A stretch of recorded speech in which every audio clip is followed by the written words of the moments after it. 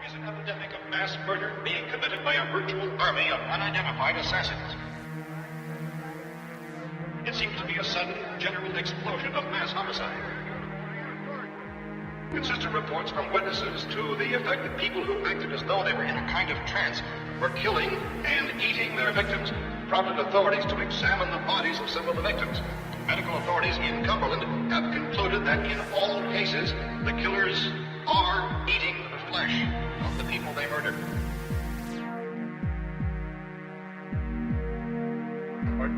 Incredible as they seem, are not the results of mass hysteria.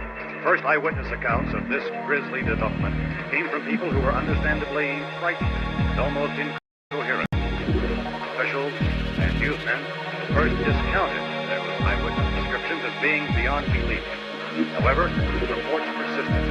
Medical examinations of some of the victims bore out the fact that they had been partially devoured. I think we have some late word that's just arriving, and I'll interrupt to bring this to you. This is the latest disclosure in a report from National Civil Defense Headquarters in Washington. It has been established that persons who have recently died have been returning to life and committing acts of murder. A widespread investigation of reports from funeral homes, morgues, and hospitals has concluded that the unburied dead are coming back to life and seeking human victims. It's hard for us here to believe what we're reporting to you, but it does seem to be a fact. When this emergency first began, radio and television was advising people to stay inside, behind locked doors for safety. Well, that situation has now changed. We're able to report a definite course of action. Civil defense machinery has been organized to provide rescue stations with food, shelter, medical treatment, and protection by armed National Guardsmen. Stay tuned to the broadcasting stations in your local area for this list of rescue stations. This list will be repeated throughout our news coverage. Look for the name of the rescue station nearest you and make your way to that location as soon as possible.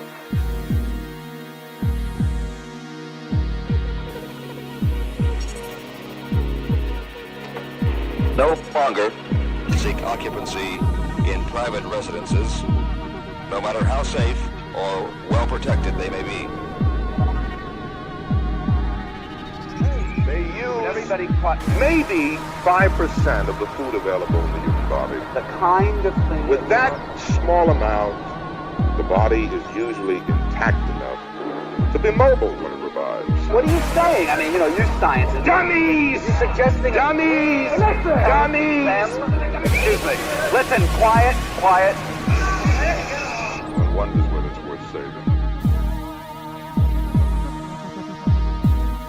Why don't we drop bombs in all the big cities? You're probably serious. I'm deadly serious. What are the choices?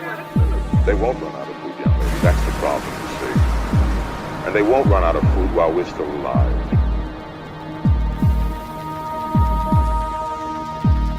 We can lift you out to safety.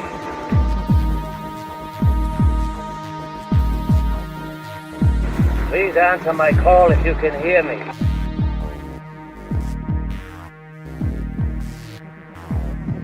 We've got to remain logical. We've got to. There's no choice.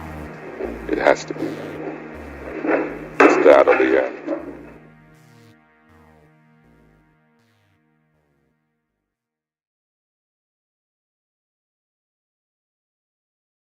Attention all shoppers. Attention all shoppers. One-stop shopping. Everything you need right at your fingertips. T-shirts, hoodies, hats, coffee mugs. We got it all. Why pay more when the sales are a-boppin' right here? shop.alpharomero.store.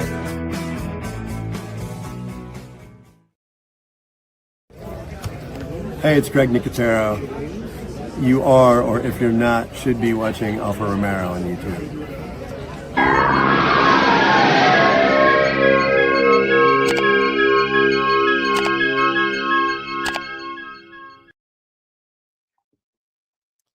And we are live. What is going on, everybody? Happy Saturday night to you all. We are here for another episode of Collecting the Dead, and I have a very, very special guest tonight.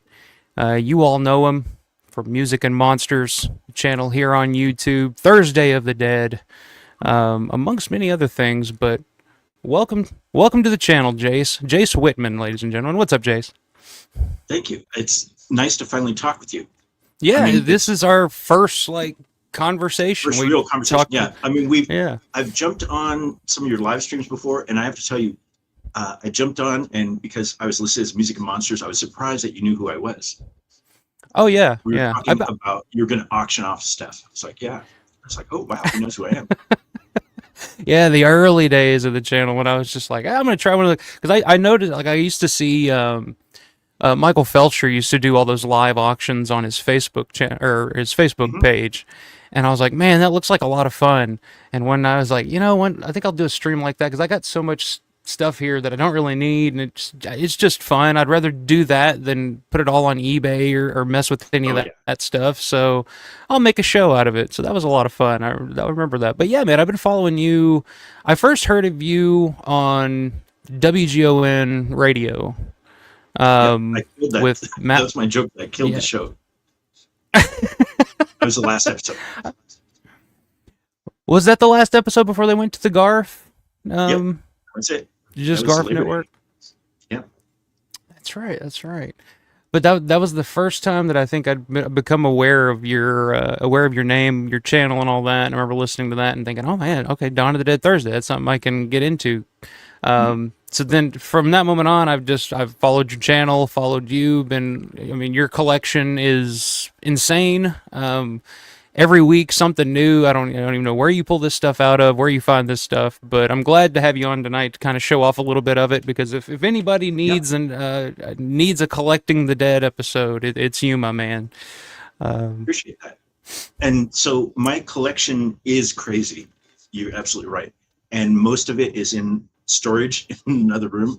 So this is my music studio basically. And so I pulled all of my Romero stuff out of here to put in that room. And so I brought a bunch of it here just so we could talk about certain things. But I started collecting, well, first of all, to go back, I saw Night of the Living Dead at a very young age. I was maybe 7. Saw it on Creature Features in the Bay Area. Bob Wilkins Creature Features showed it uncut, and I remember talking with kids on the playground because we all saw the commercials. It's like, I'm gonna watch it, and I'm gonna watch it. Nobody else watched it except for me. It scared the crap out of me, of course. And so because of that, I knew what the Romero zombies were. I knew George Romero's name because Night of the Living Dead. And so then I saw, when I was living in San Francisco with my dad, I saw the actual commercial for Dawn of the Dead and saw the newspaper ad. And I was 8 at that time. It's like, hey, can we go see Dawn of the Dead?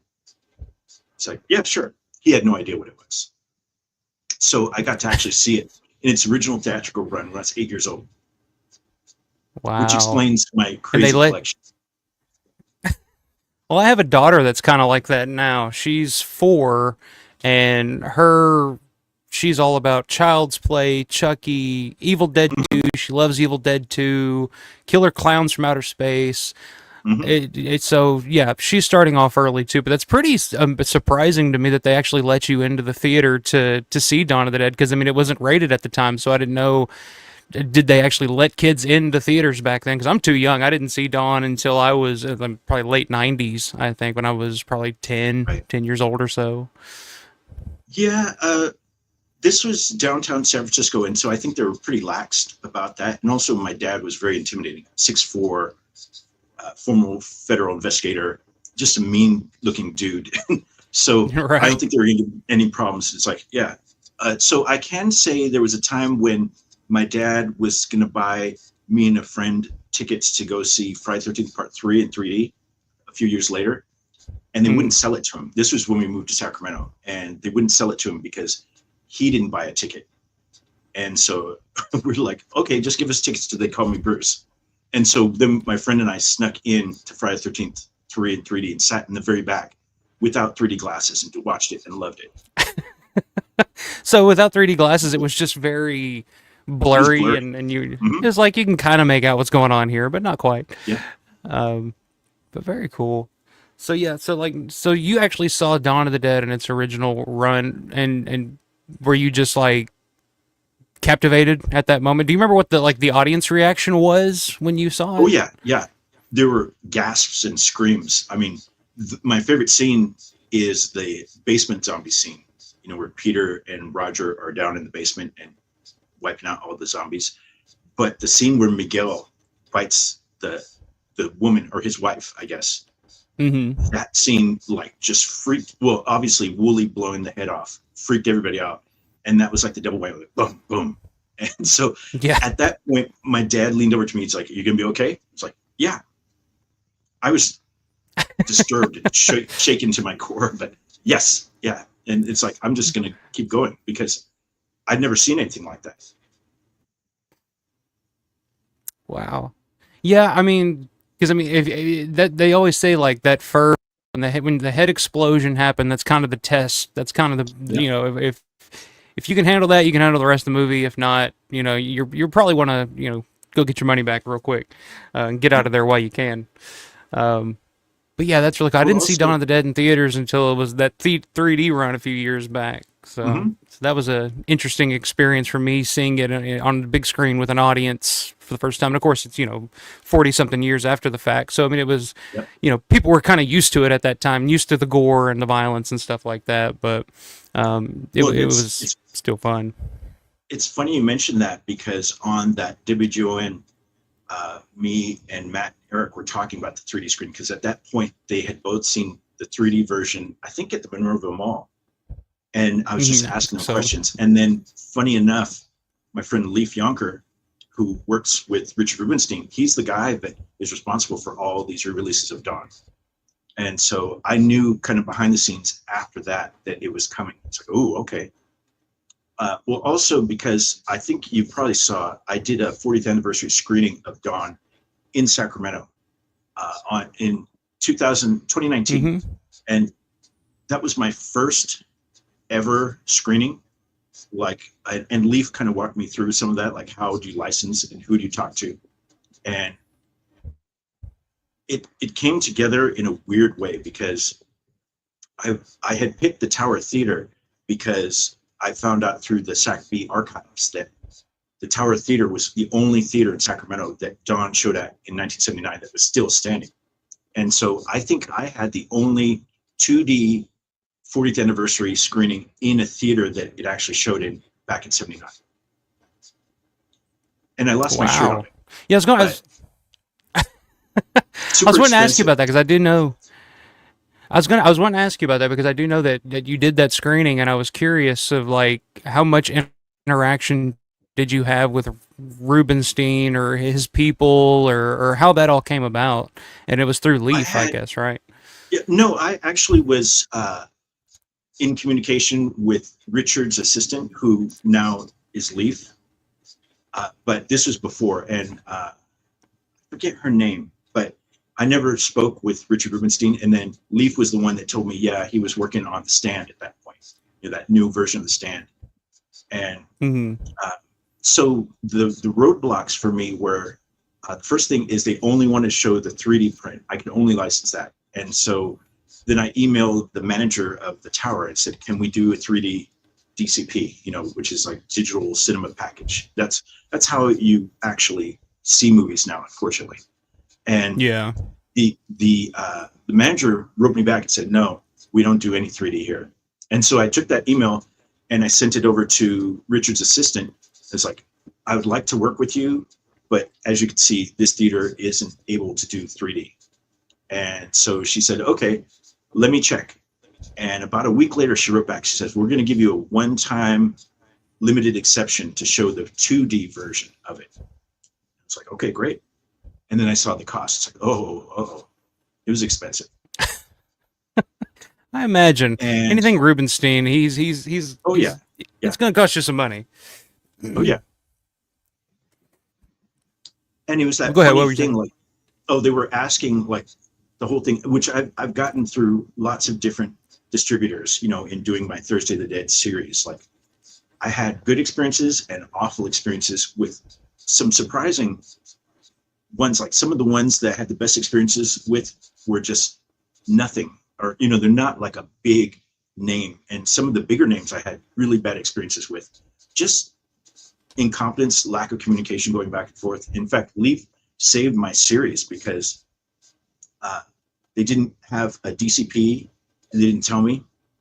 And so it was like the day before the screening, or like a couple days before. And so then Leaf said, well, what do you need? And so he does screenings in Wichita. And so he set up a DCP for me. Like we were talking on the phone about what I wanted and all this stuff. And so he guided me through that process and then actually taught me how to do it.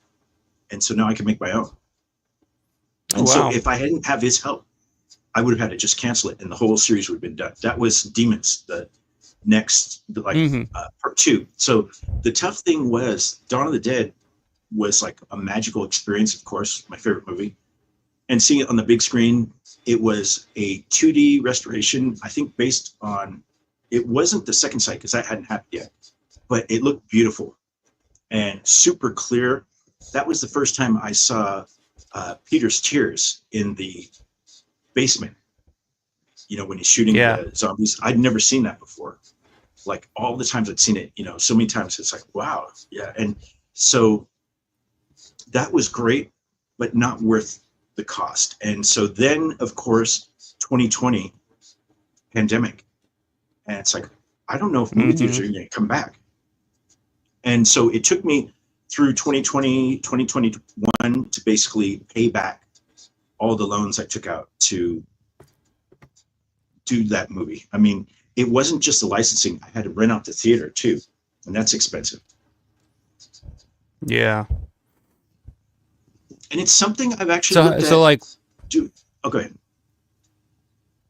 No, go ahead, man. Continue. Oh, I was just gonna say it. I've been looking at doing a Thursday of the Dead here in Las Vegas. The cost is really what gets me, but at the same time, the Beverly Theater here has been picking up the slack for me. Like I've saw Night of the Living Dead on the big screen there with Penn Jillette. I saw the 4K restoration of The Beyond there, and so it's like I'd rather pay $10 and go sit in the audience than pay all that money to rent it out and then have the headaches and all that stuff. And I don't know people in Las Vegas the way I did in Sacramento. It's not like I knew a lot of people. We would get a decent turnout. We had a pretty hardcore, loyal group that would show up for each and every one. Right. Yeah, I remember you doing those. You did Demons. You did Demons, Burial Ground, Living Dead at Manchester Morgue. I remember you promoting those and thinking like, man, I would love to attend those and be there for some of those. But again, completely different side of the country. But it was pretty cool. And you were doing some cool giveaways and shit at those. It was a pretty cool deal, man. Well, and I kind of continue the giveaway things on my channel now. Like I'm doing a Creep Show Laserdisc giveaway, you know, and it's like just trying to get people engaged. And so I don't know if you saw some of the previous episodes where, you know, Matt Landrum, who I know watches this show, because he won the zombie, what was it? The Jordy Verrill figure. Yeah. For the tournament. Yeah, the tournament. Yeah, I couldn't remember what it was. It was like March Madness. He pulled it out at the end. And so, and I've had a couple people contact me on Facebook and on YouTube that watch your channel and saying like they actually came over because of you talking about it, which I appreciate. Oh, cool. Of course, I've actually, that's people bringing you up in the chat before where it's like, hey, you should have Jace on. I'm like, yeah, I should. I'm just really bad about like reaching out to people. Like there's so many people I'd like to have on, but it's like, I'm sure they're busy or they don't want to waste time doing this or yada, yada, yada. But it's like when I do reach out, it's like most of the time it's like, oh yeah, I'd love to come on. So I'm just kind of one of those. It's like, I don't want to bother anybody, or a lot of times it's like, hey, you want to come do my little show on YouTube and we can just nerd out for a little bit? And it's like, who are you? Well, that's the whole thing. It's like I don't know anyone else that's into this stuff the way I'm into it. You are. And Matt Landrum definitely is. Bob O'Rourke, I don't know if he's been on your show or if you've met him before. No, I'm aware of him. I don't know him, though. I've never met him. He's a really cool guy. And he won the zombie figure. I mean, the thing, like his entry and Matt's entry were so good. It's like, you guys should start your own channels. And then, maybe combine. You know, it's like, the more the merrier to me. Oh, yeah. Yeah, Matt, I think would be really good. I love having Matt on here and talking to Matt because he's very insightful, very thoughtful about everything that he's talking about. Like he'd be great at doing something like this. I always love having Matt on. Yeah. But yeah, the more the merrier, like you said, like. Because that's the whole reason I started doing this channel was because I was such a big fan of what Matt and Eric were doing, and then they just kind of stopped doing it after a while, and I was just like, man, I'm fiending, like I need a fix, I need Romero talk here, and I'm like, well, I mean, I guess I could try it, I was watching, I don't know if you're a fan of Dead Pit Radio, they do, I've seen you on there. Yeah, they do similar, and that's kind of. When I saw them on YouTube, I was like, oh, I could try to do something like that. Because I was always thinking, like, do I want to do like a podcast or what I would want to do? But it's like, I could get on here and just talk for an hour, hour and a half, 2 hours. When I first started, I was like, I could just talk about this stuff because it's just stuff that's always in my head. And I would talk to my fiance about it. And then after a while, she would get sick of it. She's just like, I have no interest in what you're what you're saying right now. And I'm just like, all right. So I just come here and start doing it, and it's like, oh shit, there's like other people that actually are kind of into the stuff too, as much as I am, and I'm meeting so many cool people doing this, and that's the best part about doing this channel is meeting other people, like finding out, because I grew up in a small town in Kentucky where nobody knows anything about it, and nobody cares about any of this stuff. I was always just the zombie guy, the Dawn of the Dead guy. With all my friends and everything, like nobody else was interested in the stuff quite like I was. So I always felt kind of alone in that fandom. So it was always nice hearing like WGON radio and all that, and just like something I can listen to and understand. Like I get the minutia and the nuances of what they're talking about. So when I started doing this, I was like, I don't think anybody's going to care, but I'll just do it, just to get it out, just to get it out of my head, just to have fun with it. And yeah, that's, like I said, that's kind of the best part to me is meeting people like you, Matt, Paul, Synth, like all these people that have just we've all kind of gravitated to each other. Yeah, Paul's great. I love Paul. And then of course we're all, you meet up, you see each other at Living Dead weekend, and it's just like, but go ahead, what were you saying? That was for me, because I've only been to one Living Dead weekend, that 2023, which was just like, I don't know how that could ever be topped. That was, I mean, I'll go to another one, but I'm not going to this one coming up because I don't think it could be topped. I want to go to this one. It just didn't work out in the cards for me. But like Paul, we were communicating back and forth because I told him I was going and he was going. He's Wisconsin, I think. And so my wife Claire had booked a hotel, very nice hotel called the Industrialist in downtown Pittsburgh, which was a blessing in disguise because the location or the proximity to 247 Fort Pitt was crazy. Where like we checked in and I'm looking out the window of our hotel room on like the 11th floor and I could see the river there. Like, that's something. It's like, I know, like I was telling Claire, it's like my spidey sense is tingling. It's like, there's something out there. And so then I started looking up and I was like, oh, 247 Fort Pitt, that's right there. And so I went out there by myself the next day because she was working in the hotel room and I had the days off. And just wandering downtown Pittsburgh by myself was a trip. Just like, this is crazy. And then seeing 247 Fort Pitt, and then I was watching YouTube videos of guys, it's like Adam the Woo, or I think that was one of the guys that did it. He had gone up in the parking garage right next to it to look out onto the roof of 247, where they shot the scene with Woolley and Roger and Martinez, that whole classic thing. And so then I find out that Matt and Eric had talked to the people next door, because 2474 pit, it's closed. You can't get in there. But they talked to the people next door that had roof access that's connecting, and they let us go up. And it's like, oh my God. It's like an actual. I'm jealous. It's real. Yeah. I'm jealous of that. I haven't been up on the roof yet because I know, like you said, it's kind of hard. I know the people that own 247 will not let you up there. Like they're not, they won't let you do it. But I have heard the story about the building next to it. They'll kind of let you in if you kind of grease some palms or whatever you got to do. Yeah. Just from seeing it, that door at 247, it looks like it's painted shut. So I don't think you could access the roof from there anyway. That's true too. Yeah. I mean, think that you probably could even also, access what was it from cool there if you wanted to. Is when we're looking through the window on 247, you could see a little sign for Laurel inside. I was like, oh, that's cool. Oh, wow. And just I remember because George's office was up there.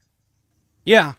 And I remember because was just on a video with what's his name?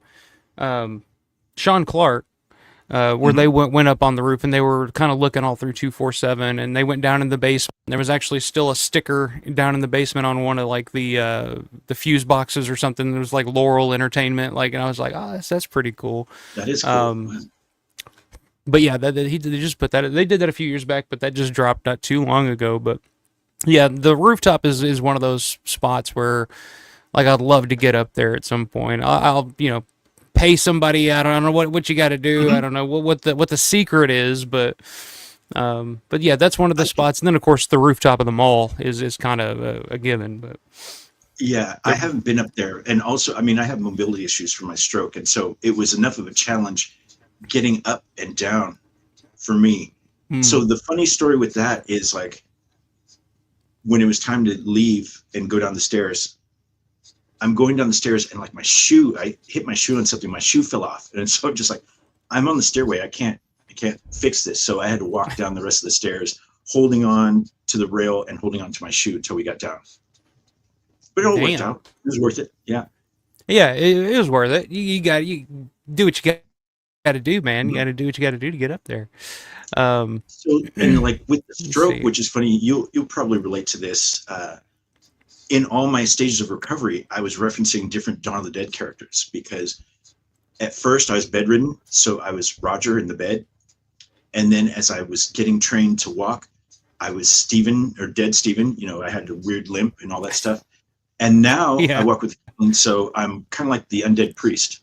Or not undead, the one-legged priest. Yeah. Oh, Jesse Del Greco, I think his name is. Yep. Yeah. Okay. That's a good way to look. That's a good way to keep keep it all in perspective. Yeah. Yeah, man. Let me see what we've got in the chat here. I know we're already 30 minutes into this, but I knew we would get off on just chatting and talking. But a couple of comments here pop up. I know my connection. I apologize, guys. My connection's not very good right now. I don't know. It's just not correcting itself as it usually does, and of course that seems to be a running gag here on the show, that everybody else seems to be able to flawlessly stream through their internet providers, but for whatever reason, like, it just doesn't work out for me. But bear with me. We'll see what we can do here as the night progresses. But speaking of the man himself, Mr. Matt Landrum's in the house watching. What's going on, Matt? Says good evening. Good to see you on here, Jace. Always good to have Matt in here. Nathan B is in the house. Dummies, he says. Mr. John Vulo is in the house. What's up, John? Good to see John, as always. Robert, what's going on, man? Night 90. Robert Harbits II. What's going on, brother? Bonnie Bailey's in the house. What's going on, Bonnie? Always good to see Bonnie. Hello and good evening, everyone. Stezio DeCardi. What's going on, Stezio? Jace, good to see you tonight. Good to see you, Stezio. I remember you from your video from the zombie bust, which I was going to enter that damn zombie bust competition, Jace, but my idea was, so I have a photo somewhere of me dressed as that, the main zombie from Fulci's Zombie for Halloween one year when I was a teenager, and I was like, that's going to be my submission. I'm going to just send, show that, tell about that. And I couldn't fucking find it, and I was just like, spent all the time trying to track it down. I don't know where that damn photo is, but hey, I don't think I would have stood a chance against Matt or Bob anyway, so.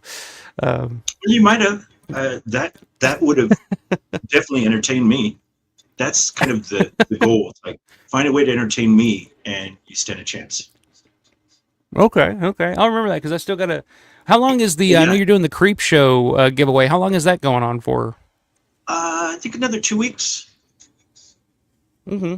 So, in the next episode and the one after, I think I'm going to be sharing some more Creep Show stuff. Like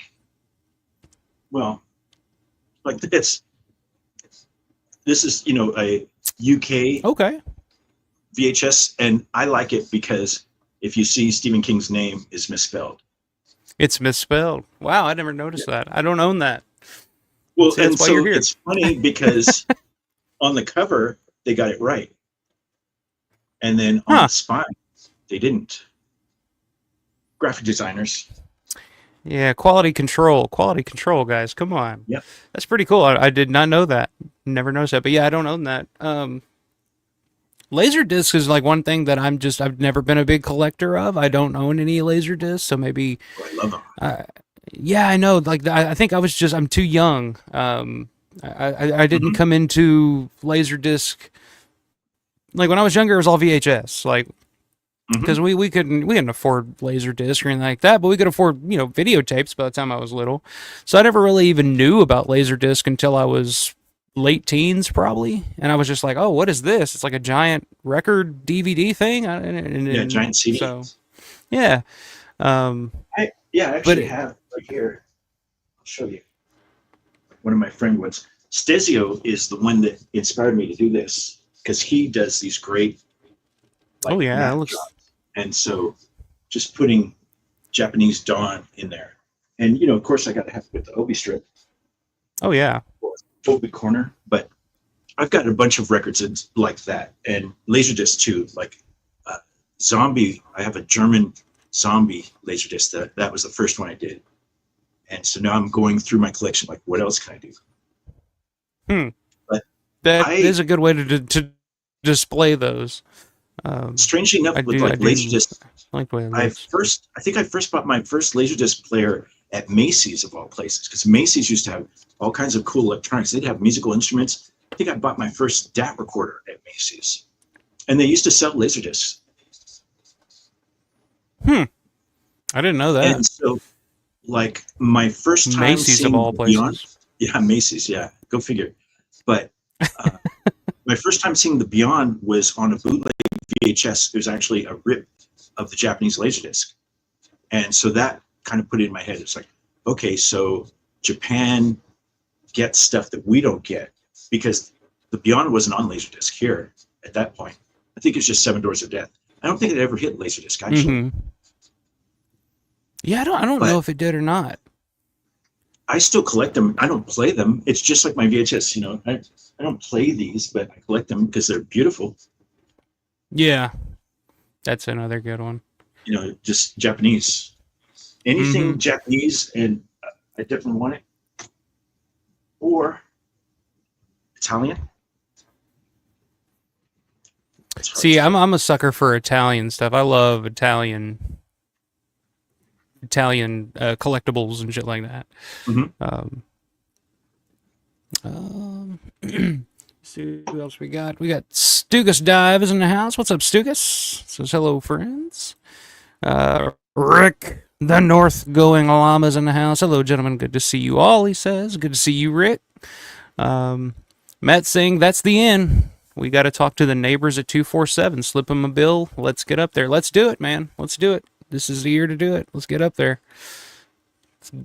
Let's make it happen. We got to do it before it's too late.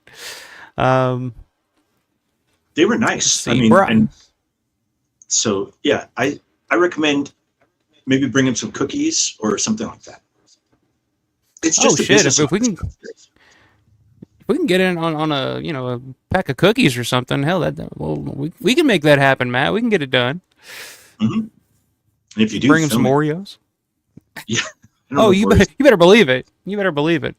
What's up, Brian? Brian Stahl's in the house. Jeff, down is up. What's going on, Jeff? Good to see you. Yeah. Let's see. Jeff had a question. Jace, do you have the huge silver box set Laserdisc from Japan? Dawn of the Dead, I assume he's talking about. Yes, the perfect collection. I do. I own the Laserdisc. I own the poster. In fact, I might have the poster right here. They also put out a really cool oversized program that's silver like that, and I own that too. Wow, perfect collection. I remember seeing that at a Fangoria convention way back when. It was like 80s. No, I guess it was 90s. But I just remember seeing it in the dealer room, and I saw the price tag. It was like $350. Like, oh no. And eventually, I got one, but not for even half of that. Yeah, it's pretty steep. That's one of those. That's one of the only like Laserdisc, Laserdisc purchases that I've almost talked myself into getting is that collection there, and I think I may have seen it on your channel, and that's what kind of inspired me to kind of want it because there's so much cool shit in it. Yep. The conclusion is cool too. If you've seen that, that's the other Japanese box set. Oh, Just yeah. The conclusion, or Zombie: The Conclusion. Yeah, that comes with the soundtrack CD too. Yeah, dude, you got it all. You got so much shit, man. That's awesome. Matt wants to know that matted Dawn Laserdisc looks fantastic. I think you shared what kind of frame you used for that. Got to get my hands on one. There you go. Oh yeah, I actually got that on Amazon. They're like 2 for $40, I think, right now. If you just look for that's not bad. Record frames with mats, like 12-inch record frames. Matt, That's I'll not send bad you at one, all. or I'll send you a link to one afterwards. Very cool. Not bad at all. Frames can get kind of pricey. Oh yeah, I've learned that, especially when you get those 27 by 40 posters, and it's just like the 27 by 40 is not bad, but when you get to 27 by 41, it's like that extra inch. It's like, okay, here it's going to cost you an extra, $50 or whatever it is, and I'm just like, geez, just for that extra inch. An inch goes a long way in some places, I guess. I got into the 24 by 36 size format just because of a lot of the like Bottleneck Gallery, Mondo, they all do those art prints based on that. And so I got into that, and then I found frames on Amazon, another Amazon plug, but 24 by 36 frames with like metal frames, and they have this flip up top, and you just slide everything into the front. Really nice. I've got a bunch, well, you can't see it, but in the other rooms, I've got a whole bunch on the walls. Nice. Very cool. All right. So, before we get started digging into your collection, and before I lose my mind looking at my connection, 10 questions with Jace Witman. All right. You ready for this? I can ask you anything? You can ask me whatever. I don't care. All right, cool. But I got 10 specific questions. I usually do this when I get somebody new on the channel for the first time, and so we can find out a little bit about you, your likes, your dislikes. Yes. And, we'll get a little introduction. But question 1, obvious question: favorite Romero film? Dawn of the Dead. There you go. No I think question. that's usually the answer that most people get. Question 2, least favorite Romero film? Oh man, you know what? I'll say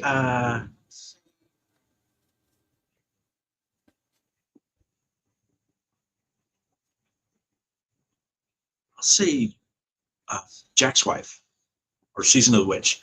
Oh no, There's Always Vanilla. I'll say that. I actually like Season of the Witch, kind of. But There's Always Vanilla, I don't tend to come back to that one. Interesting. Matt's not gonna like hearing that.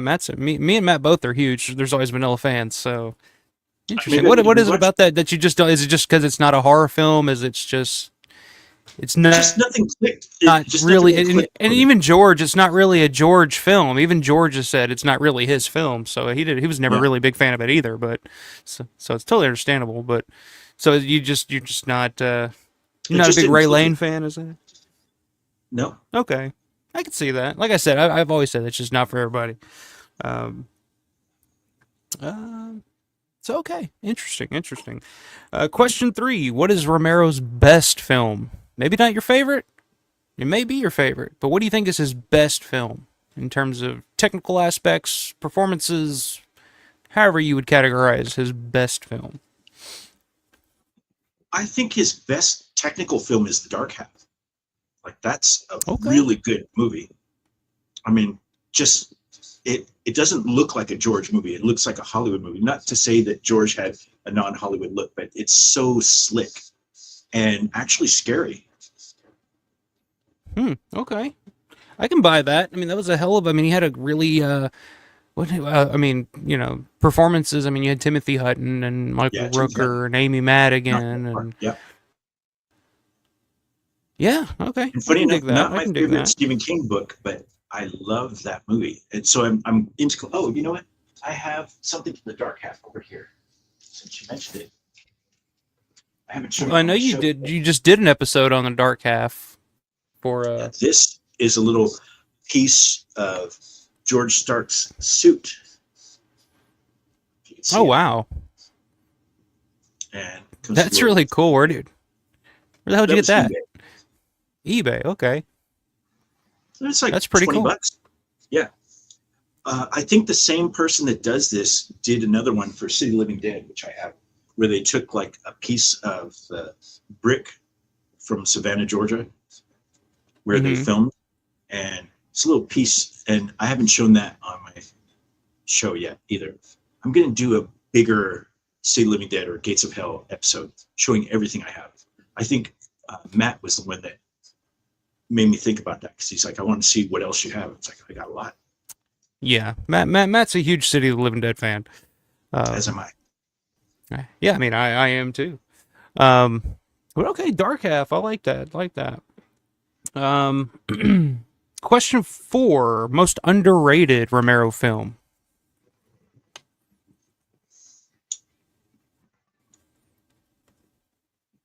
Land of the Dead. Oh, I can dig that. You Land of the Dead fan? Yeah, I am. And I like Land of the Dead. I remember when I first saw it, a lot of things that George did, like when I saw them in the moment, except for Dawn, but Day of the Dead was definitely this, where I wasn't really into it. Like I hadn't caught up yet. So like Land of the Dead, when I first saw it, I was disappointed. And it took me maturing and going back to it. Like I wanted to see certain scenes. I kept going back to it, and then I want to see more. And I think also I read that Dead Reckoning script before seeing it. And so that script was very different from what George ended up with. And I like the performances. And I didn't understand the evolution of the zombies, what George was doing with that, especially with like Big Daddy. It's like, okay, so we're shifting allegiances now. And it's funny because it actually makes sense, because Night of the Living Dead, Ben is the lead. Dawn of the Dead, Peter is the lead. Day of the Dead, I can't remember his character's name, the helicopter pilot. He's not the lead. John. Yeah, John is like the hero at the end. And in Land of the Dead, it's Big Daddy. He's the lead. I mean, he's the most interesting character, I think, in the movie. Yeah, I mean, he's kind of the main. I guess outside of Simon Baker, but yeah, I mean, like the main character of Land of the Dead is pretty much Big Daddy. Like the whole story of is trying to get to Fiddler's Green, trying to get in. Once he's in, he's got everything, and then it's just kind of like it's like at the end of the film, they're just like, oh, where are they going? It's like they're just trying to find somewhere to go, just like us. Like there's just you reach one thing, it's like, okay, I've done this, now what? And I think it's interesting because obviously George was setting that up for a direct sequel, and that didn't happen because it didn't do the business they thought it was going to do. And so I would have liked to have seen what he did for the follow-up. Yeah, that would have been interesting, wouldn't it? Because I remember hearing those rumors, and it was like Road of the Dead or something like that, where it was going to be like a road movie. I remember seeing that after that came out. There was the idea it was going to be more like a road movie because they're in the Dead Reckoning at the end of the movie, and they're pretty much out on their own at that point.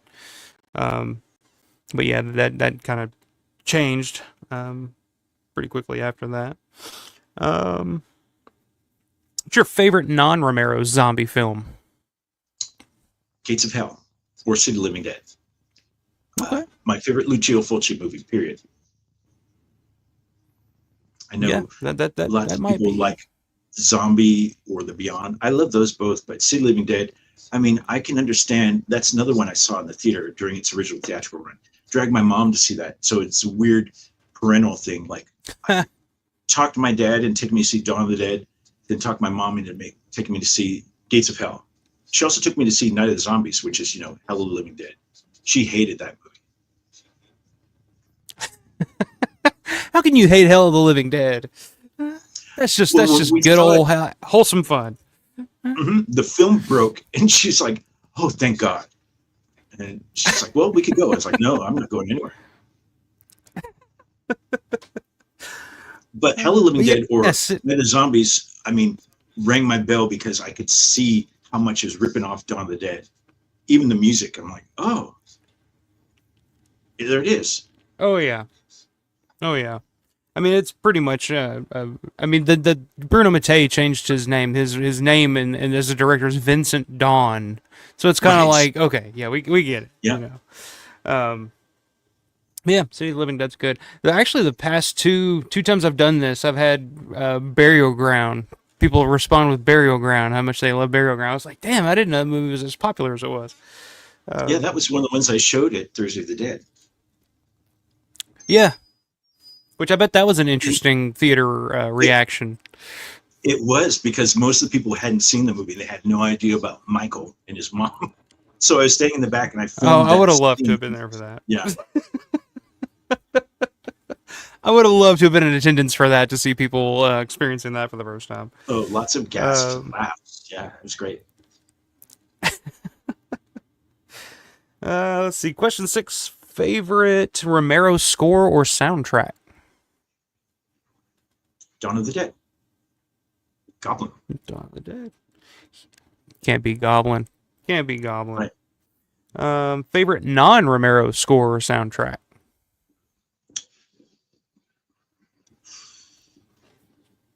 Horror or anything? Anything really. Because I think I had John Vulo on. I think his answer to that was Dick Tracy or or one of those movies. I was like, wow, that came out of left field, but I'm down for that. So I'll say Parade, music from Under the Cherry Moon. That's also my favorite Prince album. Okay. Which I have back there somewhere. Yeah. I know you're a big Prince guy, so. Oh, I am. So that totally makes sense. That totally makes sense. So it's funny because Prince and George, I see parallels, and also Stephen King, I see parallels with Prince. Back when they were all alive, I remember writing a post of like, why don't these guys know each other? They should know each other, because they're all like, they've all made a name for themselves in the cities that they live. Like, they put that city on the map. Stephen with Maine or Bangor, Maine, George with Pittsburgh, Prince with Minneapolis, and all of them super prolific. I mean, George was way more prolific than we realized. You find out after the fact of like how many scripts he was writing. I remember reading in Fangoria of all these projects he was attached to. It's like, when's that happen? When's that happen? Or like Resident Evil, or Before I Wake. There's a bunch of stuff that he was writing. Oh yeah, it's like, I want to see that.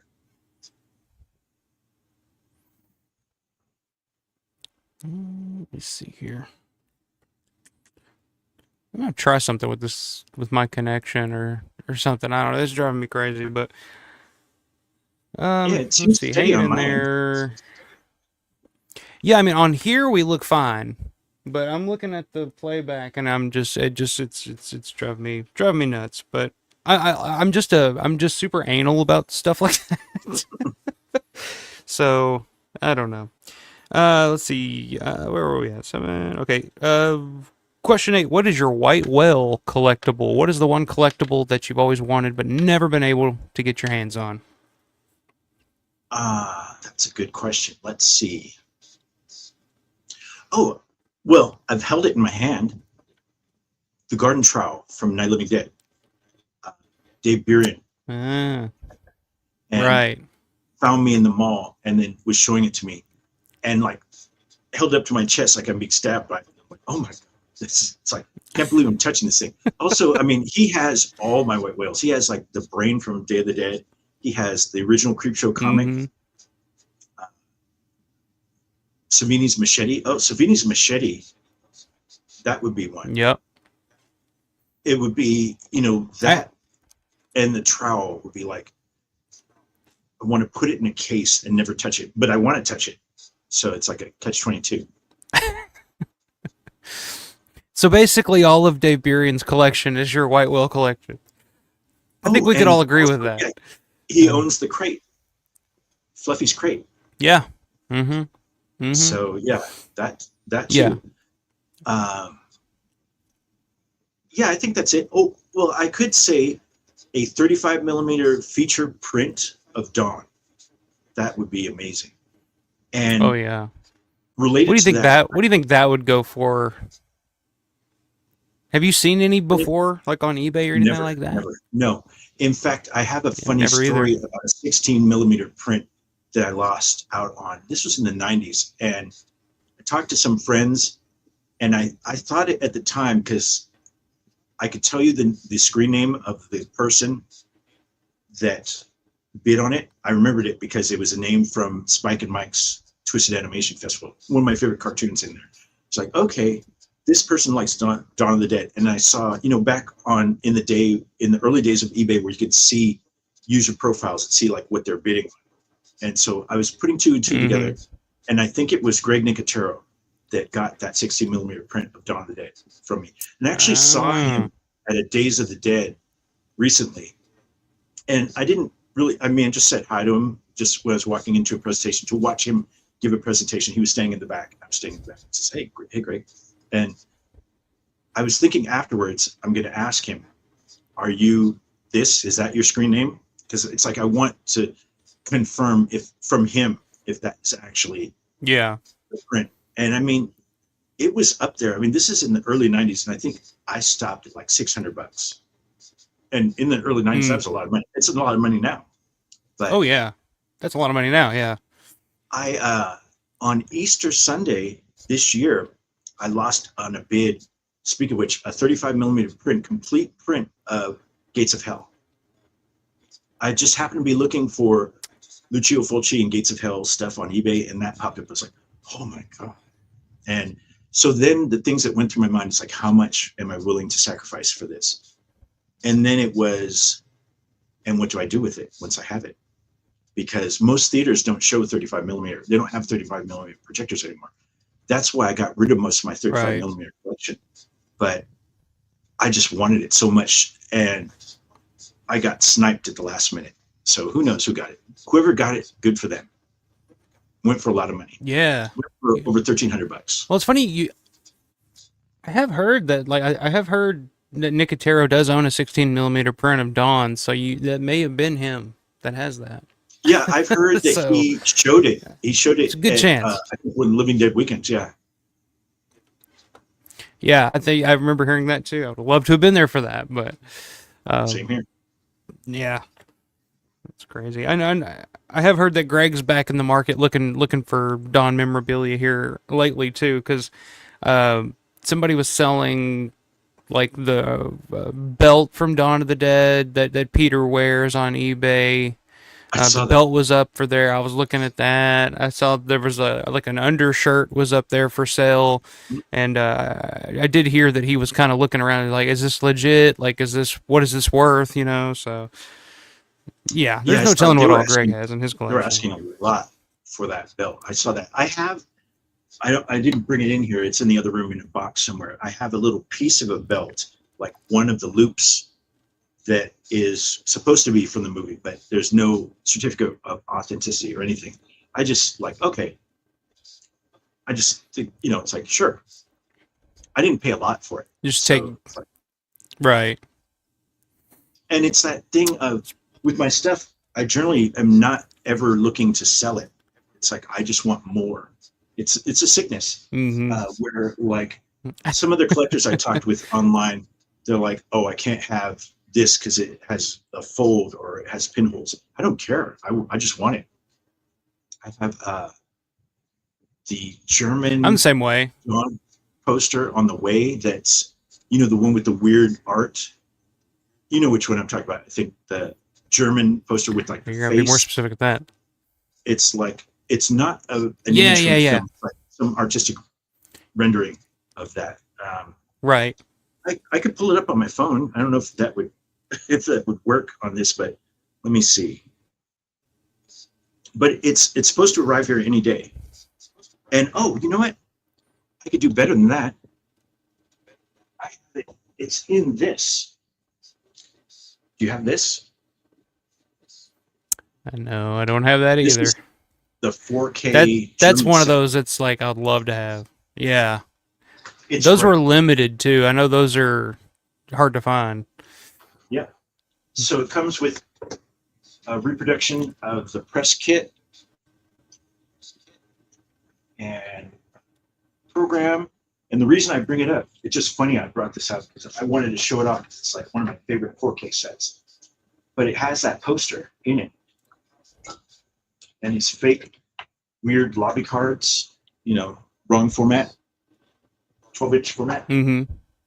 But let's see here. There it is. You'll recognize this right away, I think. So I have an original of this on the way. You've seen this before, right? It's a zombie.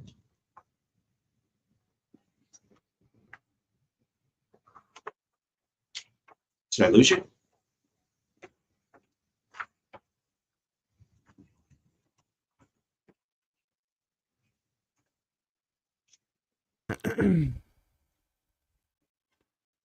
Did I lose you for a minute? Yeah, I'm back. Can you hear me? Yeah, I can hear you. Okay. I think I may have cleared some bugs here, but all right. I was going to let you show that off while I tried to refresh my stream here. Yeah. Yeah, but that set, the German set, what I love about it is it has the actual Super 8 German digest, like the entire 45-minute digest as like an extra. And I have 2 of those reels. I couldn't find them. I was gonna bring them just to show off because I'm looking for reel 3. Yeah, I've seen you mention that before. That you have you're still looking for reel 3. Reel 3 that's is supposed to be the that's hardest pretty one to find. cool. Why is that? Why do you think that is? Scarcity? I don't know. Maybe they didn't make many 3, which it doesn't make sense if you think about it. They would have to be making complete sets, or maybe people have destroyed them or threw them away. I don't know. There's not a lot circulating, and I don't even see reel 1 and 2 circulating that much. Yeah, I rarely see those, either one of those, but yeah, it's weird that like 3 is kind of like just, hard for anybody to find anymore. So the one thing I could say about that German digest is it looks beautiful because it's like super grainy. It looks like Grindhouse, beat up, like just kind of like the cool 70s Grindhouse experience of Dawn of the Dead.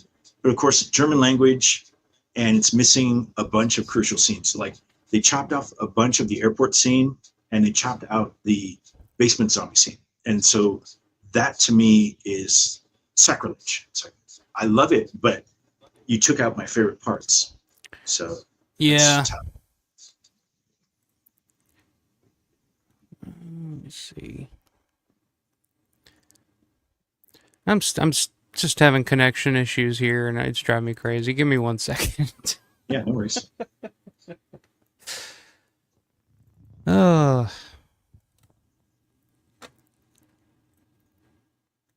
You would think like I lived out in the middle of nowhere, but I mean, I guess Indiana. It's raining. I mean, anytime it rains, it's like shit just stops working around here. It's just very distracting, and I apologize. Let's see.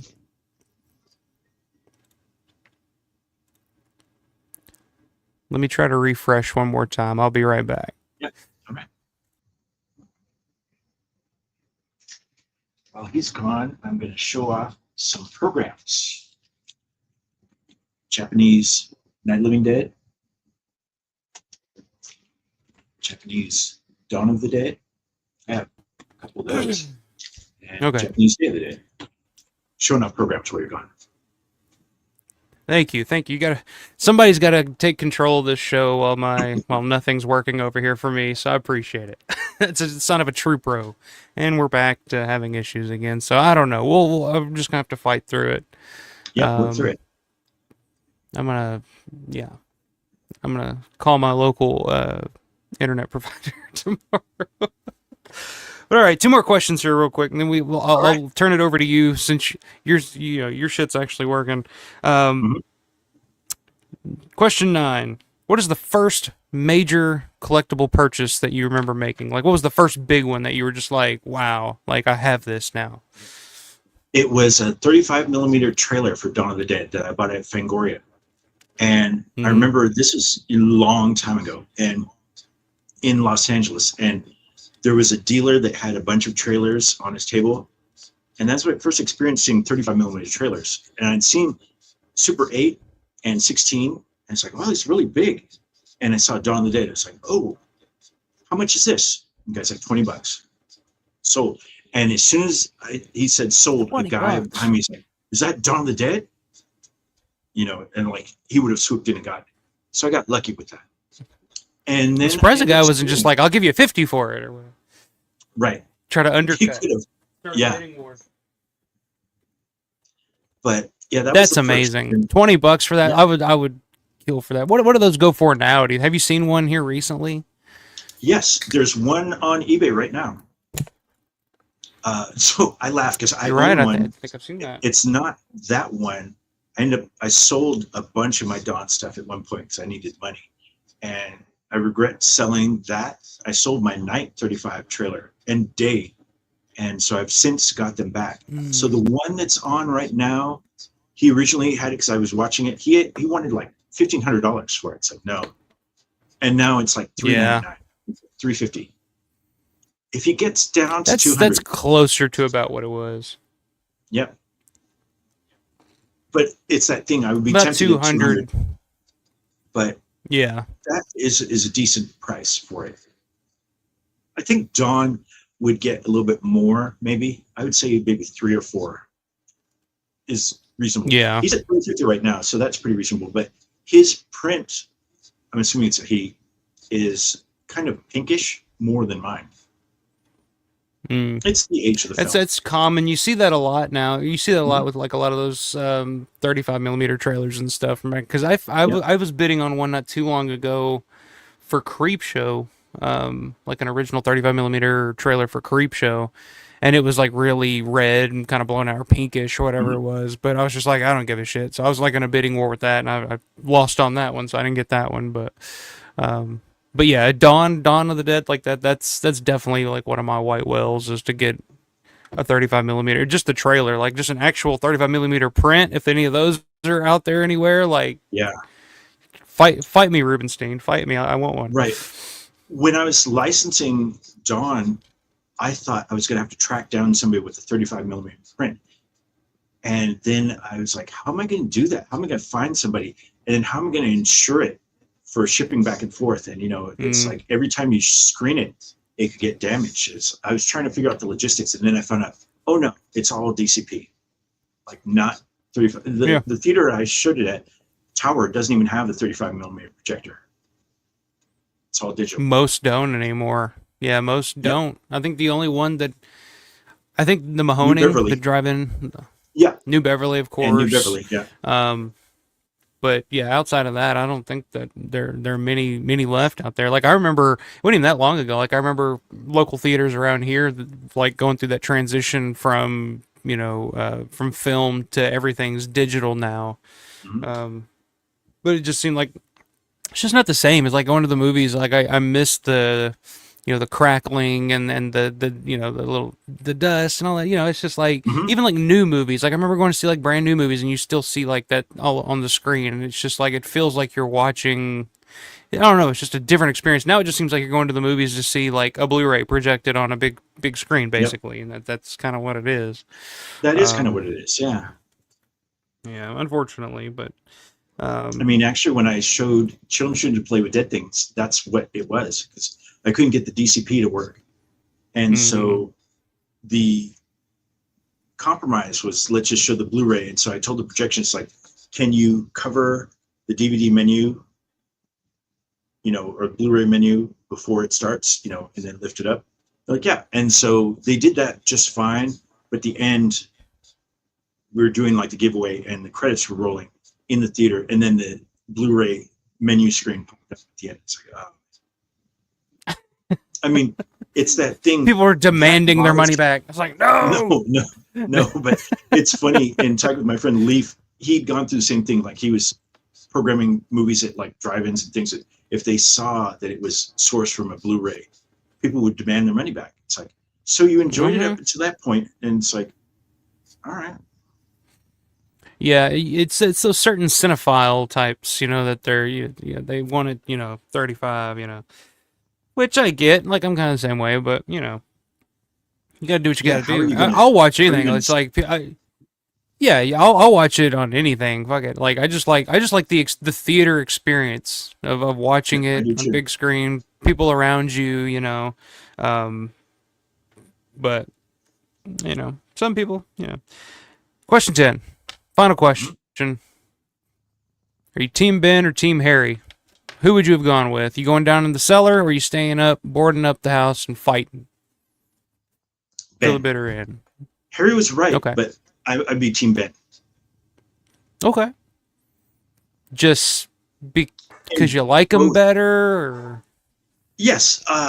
Also, his argument made sense of like, if they get in, there's no place to run if you're in the cellar. But if you're upstairs with all the windows, you just pick out one of those doors or one of those windows and run. That's right. Because obviously, in the Romero universe, you just have to run. Yeah. And people always go back and it's like, okay, Harry was right in hindsight. Hindsight's 20/20.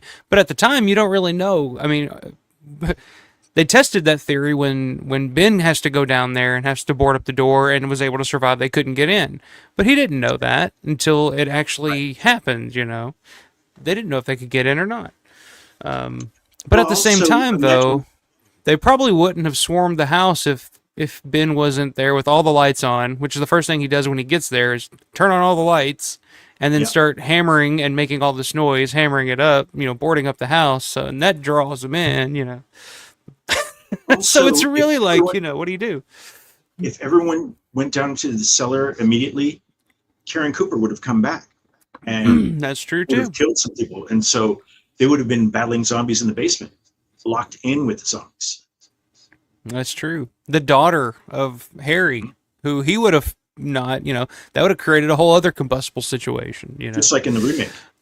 Exactly. And I think that's a brilliant part of that remake is Harry shooting Ben to defend his zombie daughter, Yep. All right. Let me hit the chat here real quick. Matt saying Frame USA sells the 27x41. I bought that's the ones that I have. That's where I bought them from is Frame USA.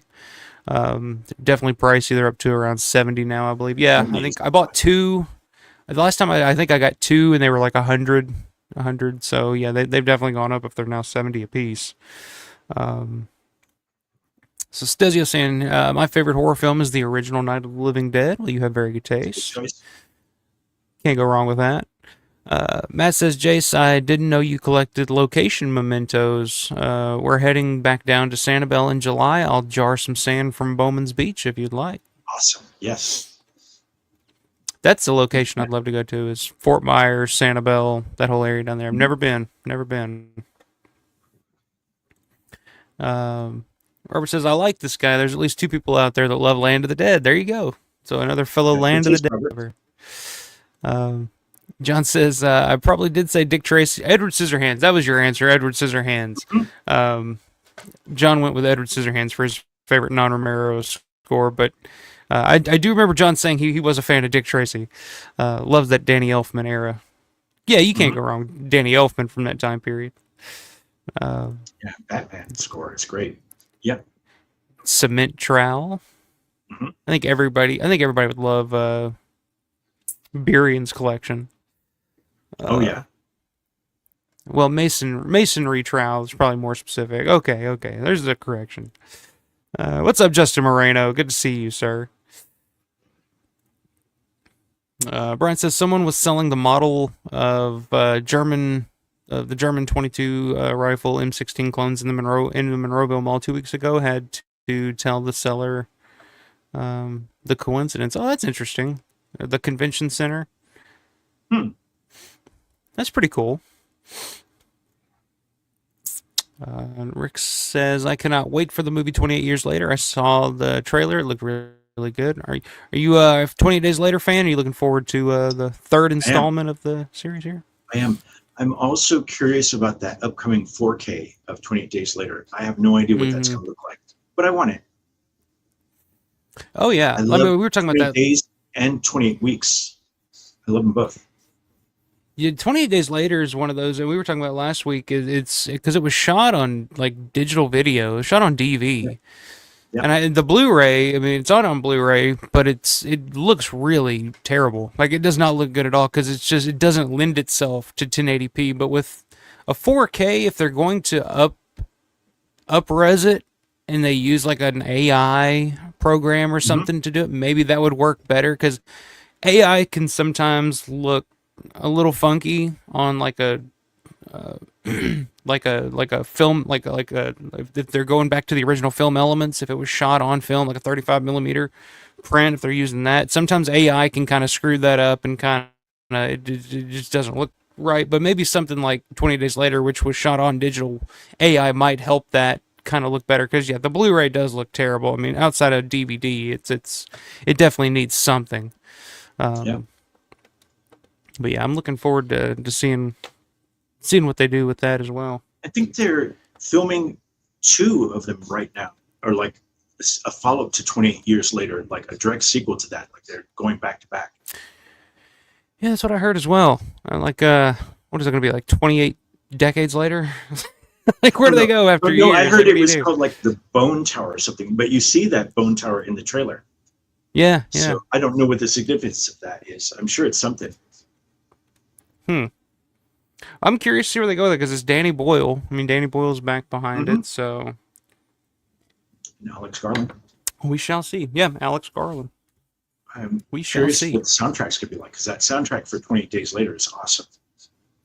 Yeah, one of my all-time favorite soundtracks. Like when I was younger and I used to make my films and stuff in high school, like that's what I would use for a lot of my soundtrack and my score throughout my movies was the 28 Days Later soundtrack. I was like, it's just perfect. Any kind of emotion or feeling that you need is all in that soundtrack. Yeah, I've heard that In the House in a Heartbeat used in like Kick-Ass and a couple other movies. It's like, how does that work? He just licensed it out to other movies, I guess. I guess that's what I would assume. But yeah, I mean, I've heard it. That's been in tons of different things. Like you just kind of catches your attention as soon as you hear it. All right. So all right, I'm gonna turn it over to you. I'm gonna see if I can fix my connection here. Just try to salvage my connection a little bit. But go ahead, show off a little bit of what you got, and if anybody has any comments or questions for Jace, throw it up in the chat. And I'll start off with this. I'm sure most of you have this. This is my gateway to collecting, mainly because, where is it? In this book, they show international night posters, and so like the different novelizations really caught my eye. And so funny enough, I've collected some of those. So with different night novelizations, I've got, this was like one of the first prints, I think. This is a more recent. I think this is British.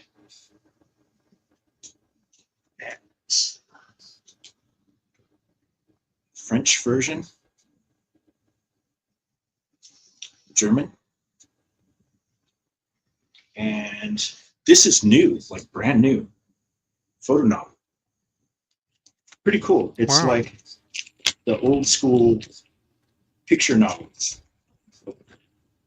It's just, you know, it's like a comic book in a way. With like the word bubbles and everything. Well, I've never seen that before. Yeah, this, I mean, it came out, I think, last year. It's pretty recent. Yeah, November 2024. And let's see. So Beyond Night. Move on to Dawn. So then, of course, I end up doing the same thing. I've got the hardcover somewhere, but I've got this, which I think most Dawn fans have this Fanico version. Oh, yeah. And I have, I think this is British version. I've got the German novelization, and I own the German poster that's the ad for this.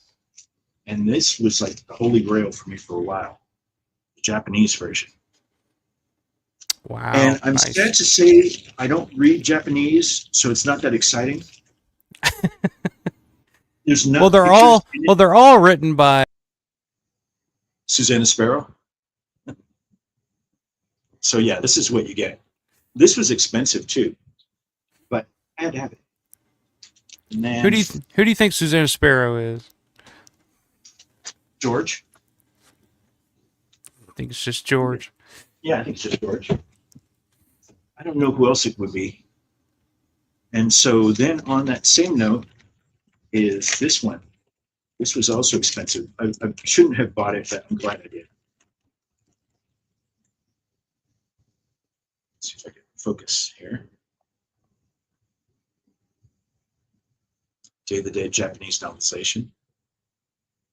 And again, oh, there's a couple of pictures in there.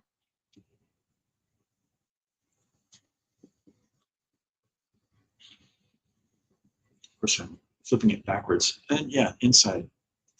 Oh, and then this dust jacket, which reveals something not that exciting. The dust jacket is like the best part. And I like inside the dust jacket, there's ads for Fright Night novelization and Return of the Living Dead.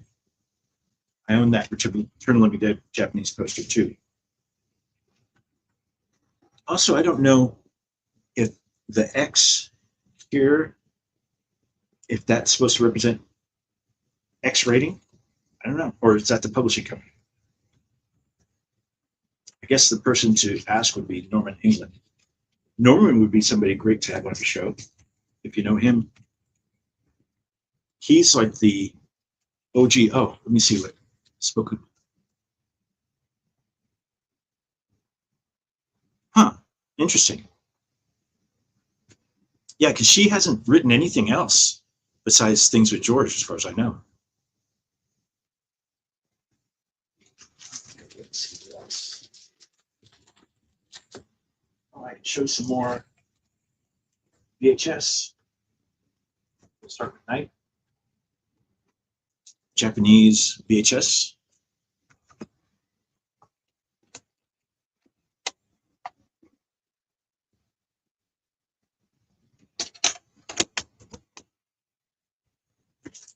And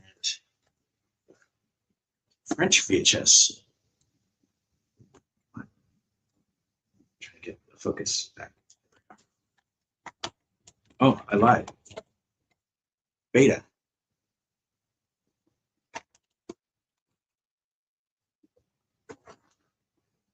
And then as far as Dawn, I've showed a couple of these already. Showed the Italian Dawn VHS. The original Japanese Dawn VHS. Let's see what it looks like.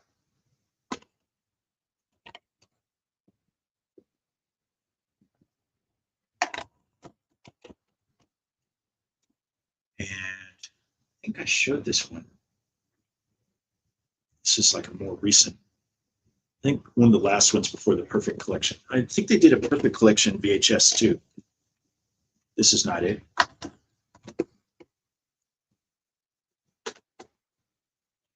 And then let's see, what else do I have? Oh, I've got some movie tickets, Japanese movie tickets. This was a Dawn re-release. I think 45th anniversary, maybe. I think this was the one that Norman England was involved with. But I love Japanese movie tickets. I have a night one somewhere in the other room. I got a night 90. I have this poster too.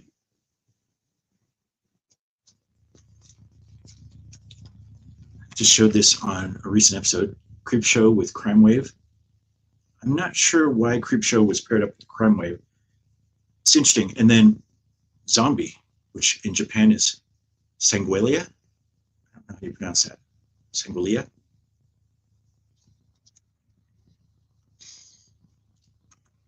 And I have, let's see, show this. Oh, I can show this. So I did go to a couple of the Days of the Dead conventions since they've had them here in Las Vegas. And this was something, I didn't buy this at the show. I bought this off their website because they were running a sale. I like this artwork. And it's signed by Russ Streiner, Kyra Schoen, Judith O'Day, and Judith Ridley. So some good signatures on there. And cool looking artwork. Who's the artist on that? I'm not sure. Yeah, it doesn't say. I know there was just a Night of the Living Dead poster that just came out like this week. And that sold out really quickly. There's like 100 of them, and they sold out in no time.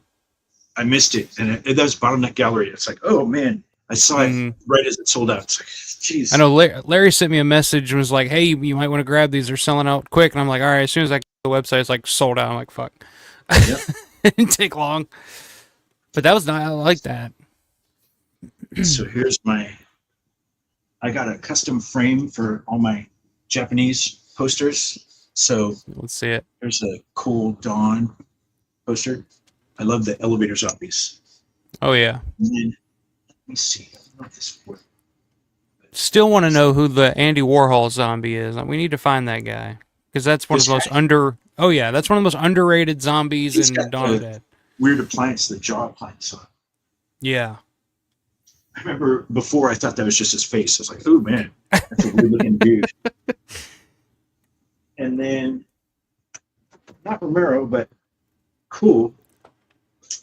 This was from when I saw Fabu Fritzi perform Score to Zombie. They were selling these. And I love the artwork. I got a matching t-shirt. I didn't get to meet him, but maybe next time.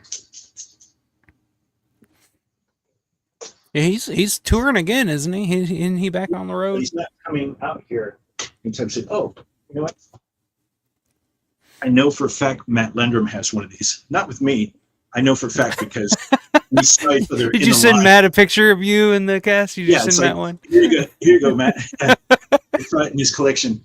And so it was cool because like after I took that picture, Matt saw me and he's like, "Hey, Jace." And I hadn't met him. And then he explained who he was. He actually had sent me a Night of the Living Dead 90 gas tank key. Yeah. Like a reproduction. And I was like, that is so cool. And it's like, oh yeah. And so then we've connected after that on the show. And then you saw like his entries for the zombie contest.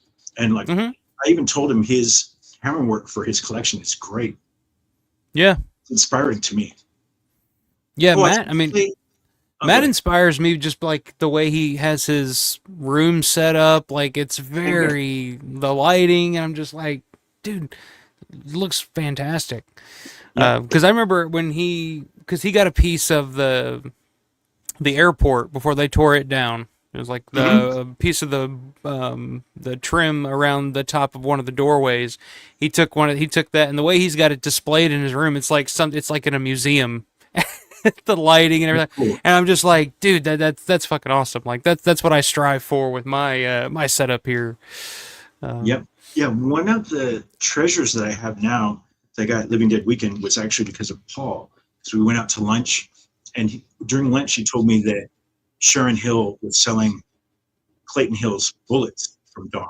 Mm-hmm. Oh, I was like, as soon as we go back, I need to go over there. And we just made a beeline for her. And she had one, I don't know if she had more, but, signed by Clayton's, and then she signed it to me. And it's in a case in the other room. Otherwise, I would have brought it out. But it's like a real piece. Yeah. Yeah, I think I want to say Will may have one of those as well.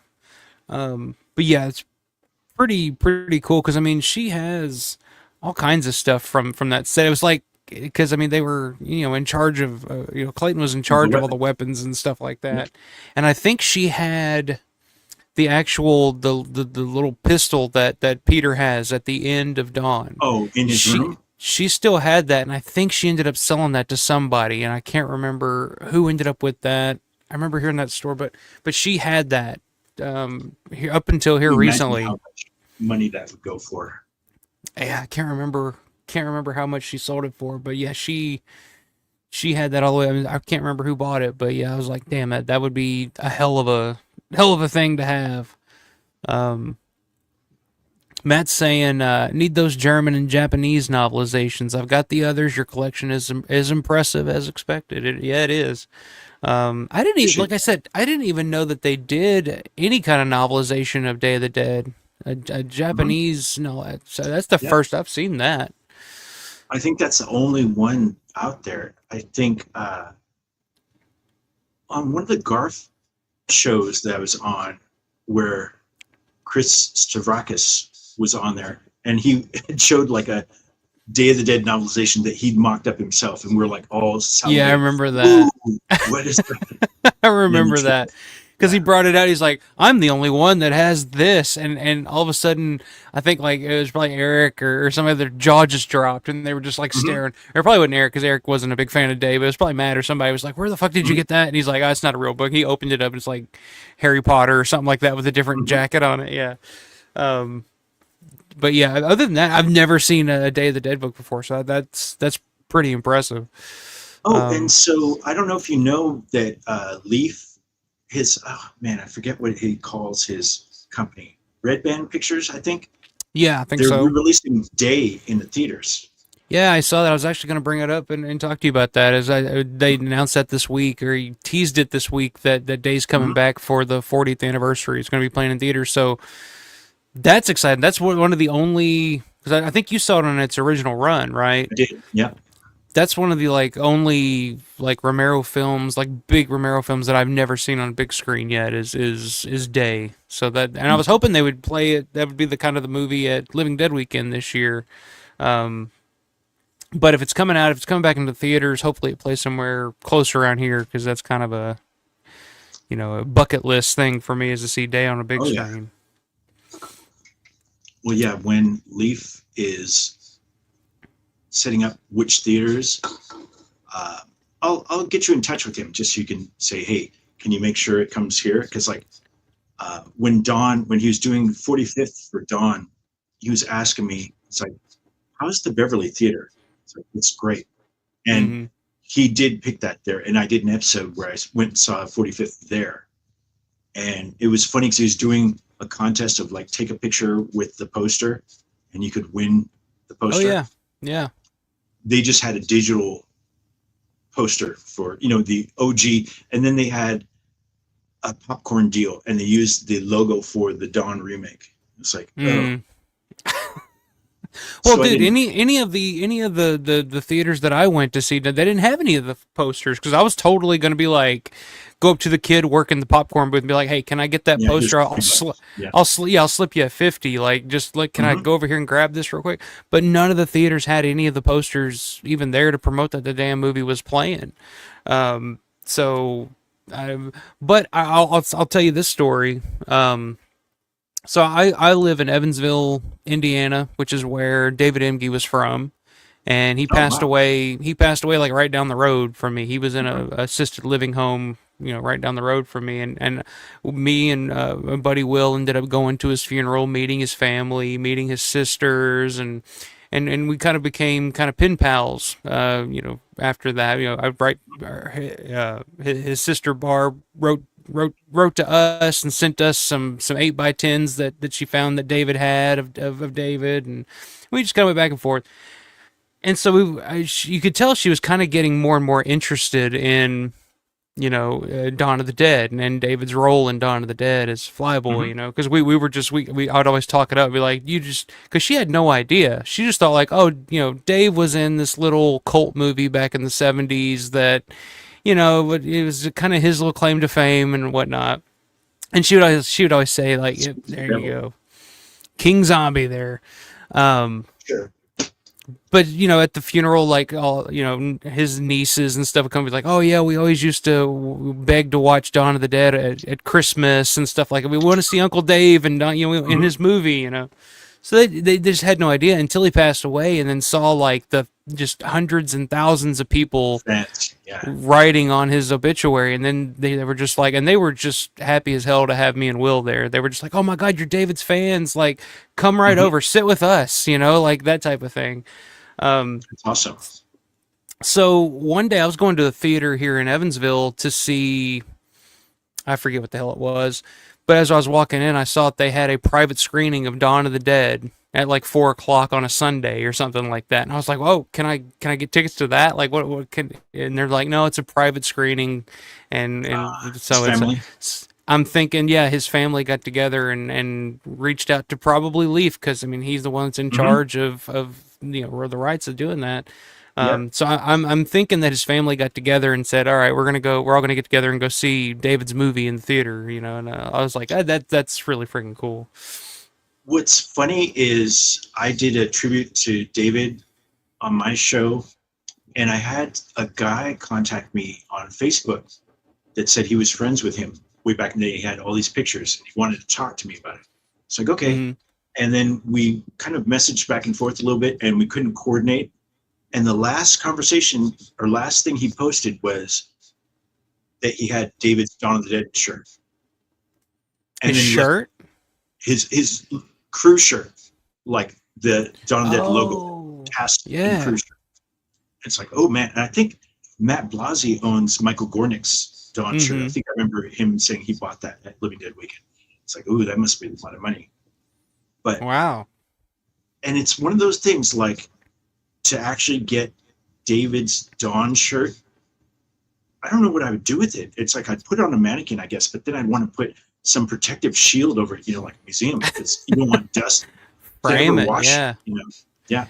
I'd frame it like a signed football jersey or something, just frame it and don't touch it. That's not a bad idea. Yeah. Because at his funeral they actually had his jacket. His original Flyboy jacket. Yeah, he still had that all these years later. And they had it on a mannequin propped up by his casket with all these photos and stuff. And I was like, wow, that's amazing. And me and Will were just standing there, we were touching it, just looking at it like, wow, what is that worth? And it was crazy. That's not surprising that he would have still kept his crew shirt and everything after all these years, because he still had that jacket and all kinds of photos and stuff like that. He was, you could see that David was really proud of his time and his work on Dawn. I just thought that was really cool, because we didn't know, like we were just like, okay, like we'll go to his funeral and maybe stop by for a second and say hi and say, oh, we're fans. We just wanted to pay our respects. So we didn't know, like, if it was something that that his family would be cool with, if they were just like, get these weirdos out of here, like. Freaks. But we got there and it was like we were at a convention or something. Like it was just a big photo collage of like him from the movie, him with the family, and like he was like, oh man, like David was so proud of the movie, like, and his sister said that him coming out of the elevator. The first time she saw that scene when he comes out of the elevator as the zombie, his mom was like, David, that's the best you ever looked. So they always used to give him shit about that. It's like, yeah, that's the best you ever looked, David. That was your peak, and then it was all downhill from there. But yeah, that was really cool. So that made me one of the top cinematic moments for me. Just like that combined with the music and his performance is crazy. Yeah. And let me ask you this, because I saw Dawn at such a young age, I was like filling in the gaps. It seems like Flyboy Zombie has some kind of telepathic connection to the other zombies. Like they're following him. He's leading them to the meet. Mm-hmm. And like there's some nonverbal communication going on. Which is interesting because wow, you haven't really never. It's kind of like Big Daddy and Land of the Dead, without without the grunting and stuff. It is kind of like a non-verbal thing. Mm-hmm. Yeah, that's an interesting point. I've never really thought too much about that, but you're right. Like he does kind of lead them all without saying or doing anything. Zombie, yeah. And even just like him pointing down the hallway. Mm-hmm. He stops and looks down the hallway. It's like, huh. And they're all, why are they following him? They don't follow any other zombie except for him. That's right. That's a good point. I've never thought of that, Jace. That's so true. Well, that's my 8-year-old mind trying to put things together. Oh, so I can give you another example, which I still think is funny. In Night, when the John Russo zombie comes in and Ben sticks him in the forehead with the tire iron, and he does that whole, don't look at it. You could see Russo's eyes move. And so as a 7-year-old, I thought if you just looked at the dead zombies, just looking at them brings them back. And so that was even more scary to me.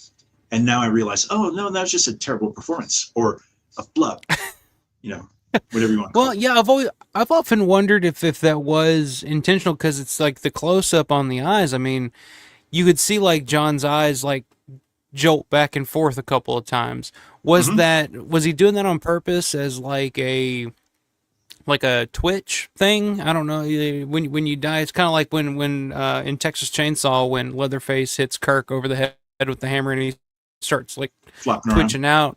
Was he trying to do something like that, or was it like a mental thing where she thinks she's seeing his eyes move because, I don't know. That's what I always thought. But you're right. You're probably right. It's probably just Russo looking at George, being like, can you cut now? Are we cutting yet, or what are we doing? Are you drag me off? Yeah. Yeah. Can we drag off now? What are we doing here? Let's see. Stesio says comics told with photos and speech balloons are originally from Italy, called Fumetti. Okay, didn't know that. Mad Magazine brought it over to America, as far as I know. Okay, interesting. I guess that's Fumetti. I like that. John says Gornick told me she may. Okay, so talking about Susanna Sparrow. Gornick told me she may be a ghostwriter for St. Martin's Press, but Scoleri said Martin was released by another publisher. The plot thickens, but it's probably a ghostwriter. Funny that that's mentioned, because here is Martin with Susanna Sparrow, and here's the hardcover with Susanna Sparrow as well. And yeah, this is... Who's the publisher on that? It's not St. Martin's. No, it's not. It says SD. I need to write this. Oh, Stein and Day. I've never heard of them. That's right. And then this is Day Books. See, I have that one. I don't have the hardcover. I've never looked into. I was just assumed they were published by the same company right around the same time, but.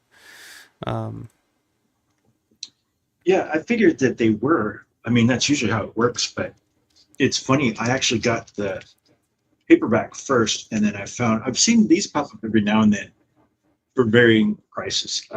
The one thing I should say about my collecting is I usually look for deals. I'm not trying to pay top dollar. And like I said about condition, like here's a good example.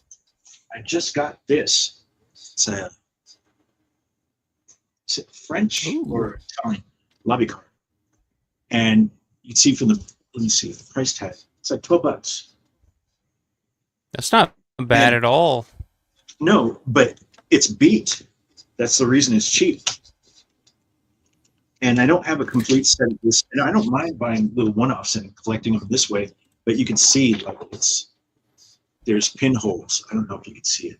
Oh, let me probably. Yeah, let me full screen you here.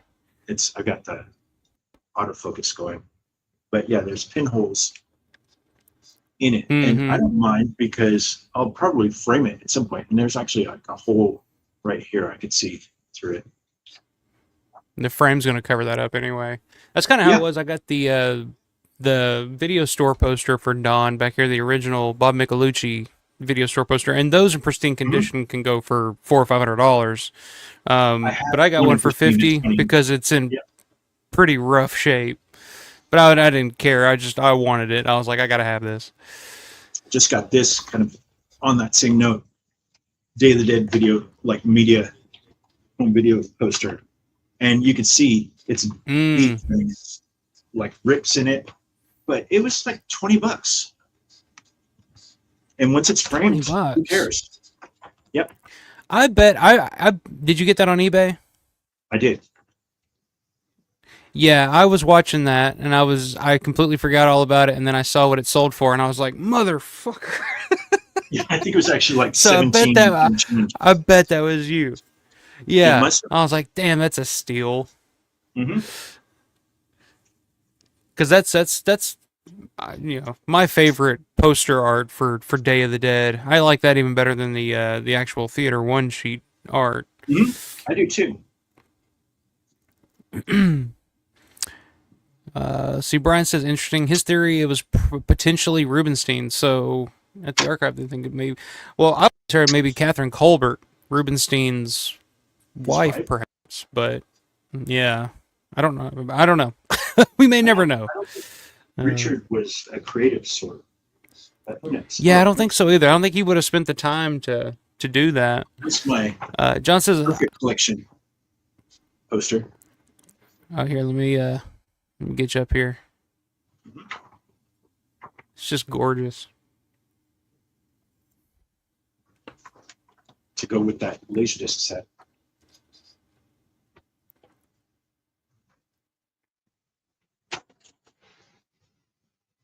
Let's see what else I've got.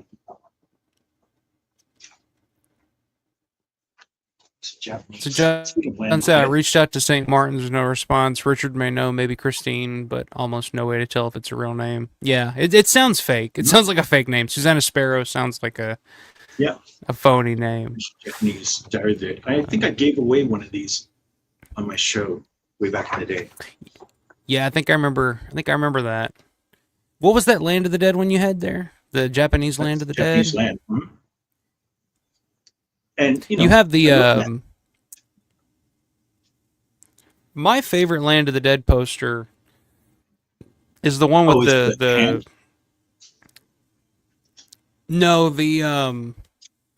it's got the, I can't remember what magazines they were, but it's got the two it's like the double-sided poster, and it's got the two reviews on it from like the Hollywood Reporter and yeah, I think I do have that. Yeah, you know which one I'm talking about?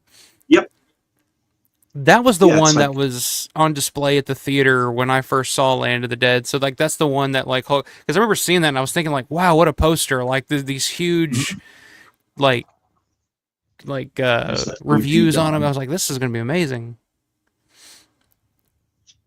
There's a Night 90. I like that one a lot. No, that is cool.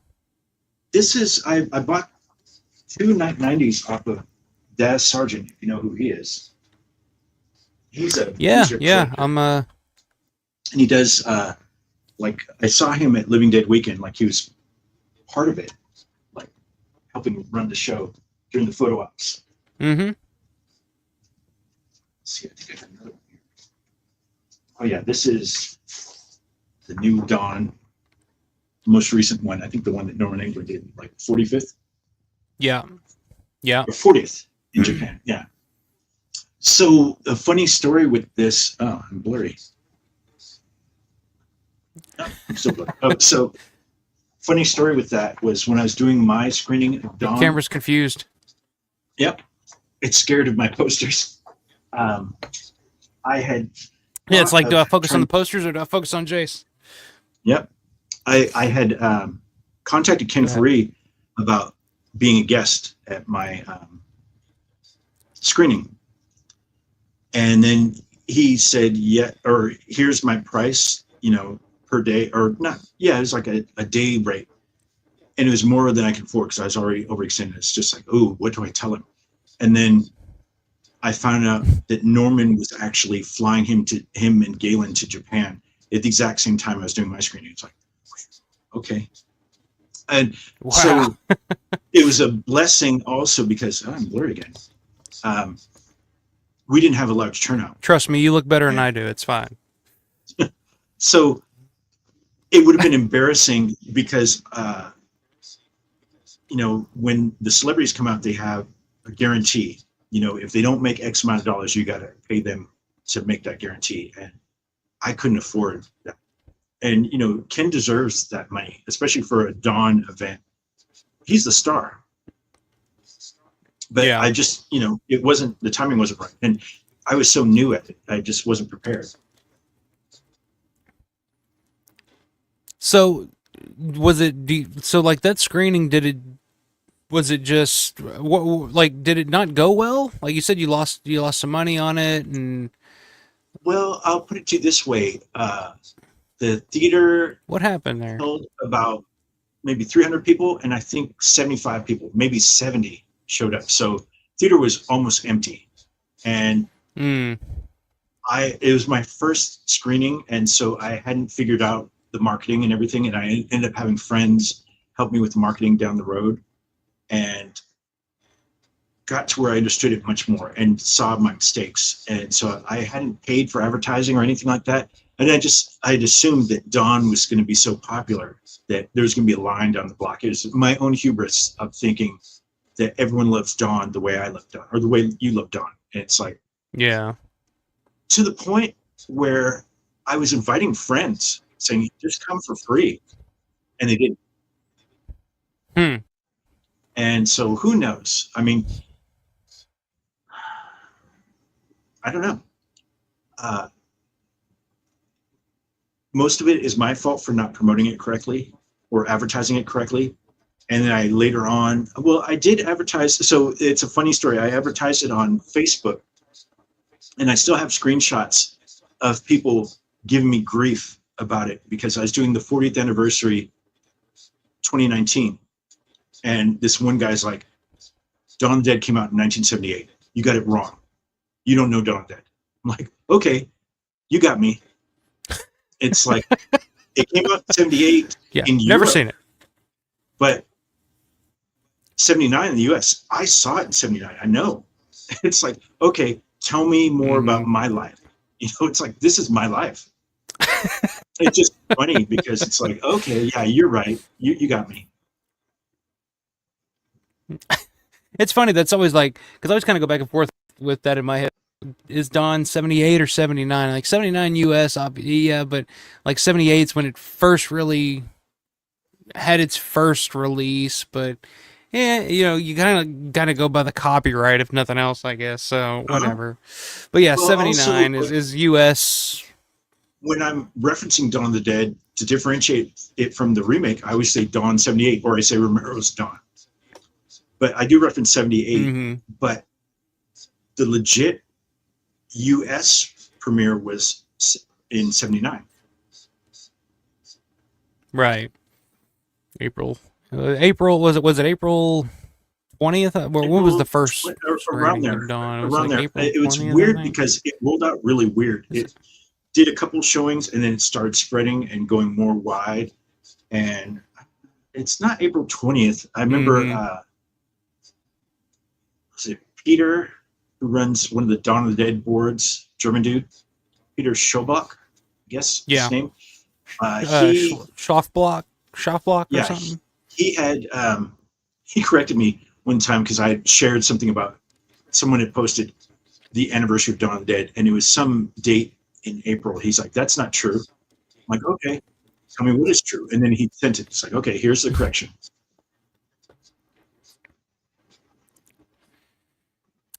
Yeah, it is kind of a mystery. Like, there's really no like premiere date. It was like, oh, this is the day that it was released. It was on a Friday and it was released in thousands of theaters, kind of like shit is now. it was just Right. kind of slowly rolled out from place to place at the time, you know. So everywhere's kind of different. Like I swear to God, I see like every year, like 5 or 6 different. Like today is when Dawn of the Dead was released yeah. originally, and it's like there's 5 or 6 different dates throughout the year, and it's just like, nah, I don't think so, but you know, I don't know. I wasn't there, but Well, in my 40th anniversary screening was in December, so it's still 40th anniversary, but not the day. I think what hurt me too was because it was a Thursday. It was a real Dawn of the Dead Thursday, and so I experienced that over and over with my screenings. People were like, "Why are you doing it on Thursday?" It's like, that's what I'm doing. It's like there's no other competition. Get out of your house and watch a crazy zombie movie. right. Yeah, I could see that. Because I've often thought about, like, I would love to do something like that. Renting a theater and setting it up. So, like, I'm envious of that. Like, I've always wanted to do that. Or just, I would love to be like Quentin Tarantino, have my own theater or something like that, you know, where I can just play the movies I want to watch, you know. I've always thought, you know, like, oh, I just want to buy a movie theater, like an old movie theater that's going to get torn down anyway. Just buy it and just turn it into just like an old grindhouse theater where I just play whatever, you know, and you can smoke, you can drink, whatever you want to do in there. You know, not anything, but, you know, just, you know, within reason.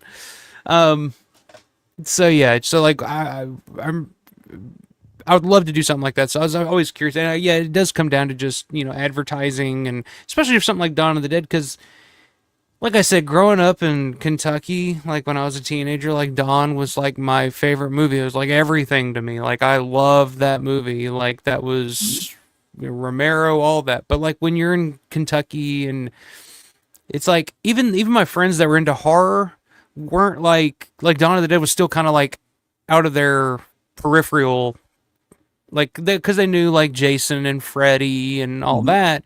But Dawn of the Dead was like this thing that's like, oh, I've never seen that, and it's like I don't know anything about it. So it's just like my little secret, and it still is kind of. And it's like it's weird when it gets released into theaters, and it's like in my brain, it's like, oh, everybody's got to go see this. But then it's like, well, you know, it's kind of a, you know, even when the remake came out, I was the only one that seemed like I knew that it was a remake. Like everybody else just thought it was like this new thing that it was just like came out of thin air, you know. I remember seeing. So yeah, I could totally see that. But I went to a screening of the Dawn remake. I remember hearing about it, and there was a guy that had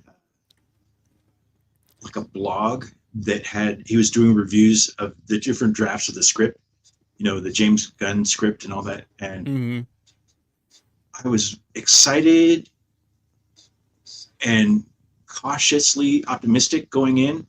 And I remember I took a date to that, and we're sitting there watching it, and then she's talking. I shushed her. It's like, shh, no. You know, it's like, don't talk during the movie. And we broke up right after that. So I'm like, okay, you know, it's like that's a good criteria. It's like, okay, if you have to talk during a movie, we shouldn't be together. That was Exactly. I can't stand that either. I'm the exact same way. Land of the Dead was like a first date movie for me too. Like Land of the Dead, I was going on a date, new girl, you know, had a first job. I was 16, first job over that summer. Had my first car, and I was like, all right, I'm going on my first date. We're going to see Land of the Dead. And here's the plan. You know, I told her, I was like, here's the plan. We're gonna go to Olive Garden. And I'm gonna treat you nice at the Olive Garden tonight. We're gonna go to the mall. We'll walk around the mall, and then it's Land of the Dead. And I've been waiting for this movie for years, and you're coming along for the ride. And yeah, she kind of dug it. She was okay. She wasn't a huge like horror fan or anything, but she was like, oh, I kind of see what you know what you liked about it. You know, there's actually something deeper here. You know, it's like, yeah, you know, it's not just some stupid movie, man. It's a Romero movie. It's, you know, there's a message. There's this and that. You know.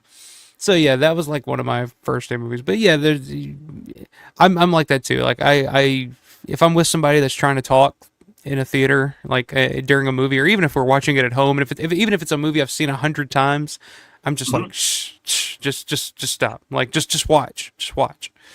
It's funny you say that because my wife likes to talk during movies, and she's like, let's find a movie that you know really well so I can ask you questions about it. I can't remember, we were watching some horror movie. She's like, is it okay if I ask you questions? Like, yeah, go ahead. I know this movie like the back of my hand. She's like, it's not going to, it's like, no, it's fine. And so it led to some really good conversations about the movie that I normally wouldn't have had because I don't like to talk during the movie. Yeah. Yeah, it's funny. Like you kind of open yourself up to that. But yeah, if it's like a movie I've seen 100 times, like like when I show my fiance like Dawn of the Dead for the first time or something like that, like sometimes I'll like just pause it to kind of go into detail and go into depth. It's like, oh no, this is a real shopping mall and blah blah blah. So keep an eye out for different things that actually exist on Earth, you know. Which is always the appeal of the mall to me, like in Dawn of the Dead, is like you see a bunch of stuff that actually existed. Like it's not movie props or anything. It's like shit that was in the mall. Like labels and stores that you like J.C. Penney's. Like I grew up going to J.C. Penney's. Like, and here it is, the main store they use in the mall is J.C. Penney's, and it's like holy shit. Like, it's gonna be weird because malls are I've kind always of going loved away that. now, and so what are future generations going to think about Dawn of the Dead? Where they're like, what is that? It's a shopping center, or it's a mall. They're like, what's a mall? Yeah, that's gonna happen. They're gonna react just the way that Reiniger reacts when they when first get to the mall. What the hell is it? It looks like a shopping center, one of those big indoor malls that our parents used to go to back in the day. Yeah, I've thought about that too. Fairly often, I think about that. It's like, you know, will Dawn of the Dead still be as effective to the younger generations, and as time goes on, because it's going to be. It'd be like us watching a movie about a buggy whip factory or something, you know. It'd just be like, I don't understand what are buggy whips and why do they exist, and it's like, you know. But I will say, and it kind of it well, like when I saw Dawn when it had the theater run in the 3D first time, I went to see it in the theater and I watched it, and there was a guy there, an older guy with his probably like 9-10-year-old son. And they were watching the movie and enjoying it, you know. And then after the movie was over, as we were walking out, I just kind of overheard the kid talking. And his big takeaway from watching Dawn of the Dead was like, wow, like, why aren't there cool malls like that anymore? Like, that was the coolest mall I've ever seen. And I actually told him, I was like, you know, I actually go to that mall like once a year, you know. I've been there. And they're just like, and the kid was just like, wow, like why don't we have malls like that around here anymore? And I'm just like, yeah, it is kind of strange for kids to see malls with, you know, an ice rink or, you know, just stuff, anything, a clock tower, fountain, anything, because most malls now are just, there's nothing, you know. Sadly. Yeah. Well, they're all like half empty. Yeah. Or just, and even the ones that aren't are just like cookie cutter bland. Like there's no, it doesn't have a personality to it like the Monroeville Mall had. Like the vegetation and the fountains and the clock tower and all that, you know. It's just like you don't see malls like that anymore. One of the things that struck me as hilarious when I was standing in the line at Living Dead Weekend for that bench photo is I'm standing there with Claire, and people keep coming up to us and talk to us because we're standing in the line. People there just shopping. And this one guy comes up and he's talking to Claire. He's like, what are you in line for? She's like, he's going to go pose with the cast of Dawn of the Dead. And he's like, Dawn of the what? She's like, it's a 40-year-old movie that was shot here. He goes, oh, and just walks off. Yeah. It was obviously, he wasn't 40. So. No, I get that. You hear that a lot when you're at the mall. All the people are there shopping while Living Dead Weekend's going. Yeah, I hear that a lot when you're at the mall. It's like somebody will be like, "What's going on here?" It's like, "Oh, you know, the movie. There was a zombie movie shot here years ago," and you're like, "Oh, what movie?" And I'm just like, you know, Dawn of the Dead was shot here," and blah blah. They'll either say, "Oh, the one with Ving Rhames and all that." I'm just like, "No, not that one." Or they'll say like, "Oh, Night of the Living Dead was shot here." And I'm just like, "Sure, close enough." You know, what do you say?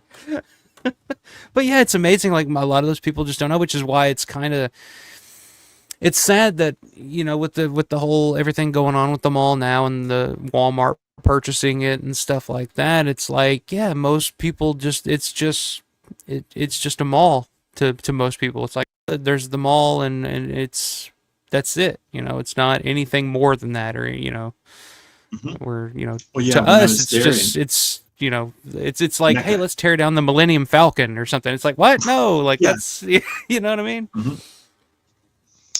Yeah, when I was there in 2023, I could see, like, just from the signs of like, they had like curfew signs, that unaccompanied minors aren't allowed in after 6. And so obviously there have been problems there. And just like, uh-oh. And just seeing just a lot of the vacant spots in Monroeville Mall reminded me of the mall in Sacramento where I grew up, Sunrise Mall. Because last time I saw that place, more than half of it was vacant.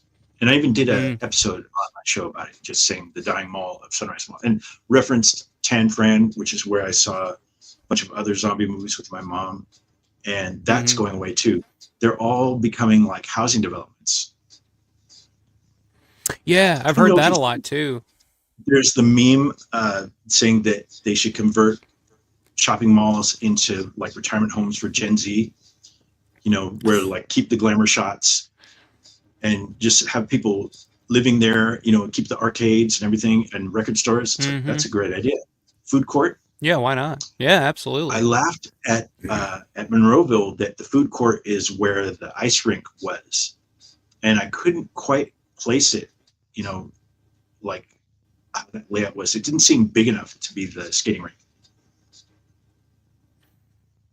Yeah, I can kind of see what you mean there, because it doesn't, because you see the ice rink in the movie, it just looks huge, like it looks like a whole other, but the food court really doesn't seem that big when you're there, so it maybe is, there's stuff behind there,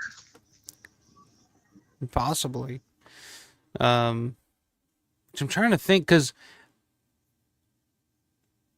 which I think, like, a lot of the, like, structural layout of the food court, like the second floor and the way it kind of wraps around, and then the bottom floor, that was all kind of the same when the rink was there, because you could because the rink would be like below, but you could kind of walk around. And I think there were shops and stuff all around the ice rink as well. But yeah, I totally get what you mean. It doesn't seem like it's big enough for an ice rink where hockey teams would practice on and stuff back in the day. The old ice palace. Right. You'd have, like, I think hockey, like minor league hockey games and stuff going on there. So next time when I go back, I didn't go to the cemetery. I didn't go to Braddock. Like, I missed out on all that stuff. Part of it because we didn't actually rent a car. I was Ubering everywhere. And the Uber from downtown Pittsburgh to Monroeville was expensive. Oh, I imagine so, yeah. So I can't imagine what a Uber from Pittsburgh to Evans City or Braddock would be. Yeah. Damn. Evans City's great, though. I love Evans City. Like, you definitely got a cemetery. I mean, it's the Crazies. I don't know if you're a big Crazies fan, but I mean, you pretty much, Evans City is the set of the Crazies. Like, you walk into Evans City, you're like, oh, Crazies was shot there. They use that location. You just stand in the middle of Evans City and be like, oh, all these spots, But yeah, and I love Braddock because I'm a huge Martin fan and a huge Tony Booba fan, and I just love Braddock. So even though it's a little sketchy, and you may watch yourself. Yeah, just be careful. But I've never had any issues there. But it can be a little sketchy. Let me see the chat here real quick. Let me hit you guys up, see what you guys have been saying. John says, I found some info on Susanna Sparrow. Sparrow was her married name during the late 70s, but impossible to tell if that's her or if she was a writer. Interesting. Okay, so she is real then. All right. We shall see. Matt says, I hope Fritzy has some of those when I see him in a few weeks. I guess the Fritzy live poster that you got last year. Yep. I think he'll have. So yeah, Fritzy, I guess, is still is on tour right now. Mm-hmm. And the place that I saw him at, Synwave, is gone now. Here in Vegas.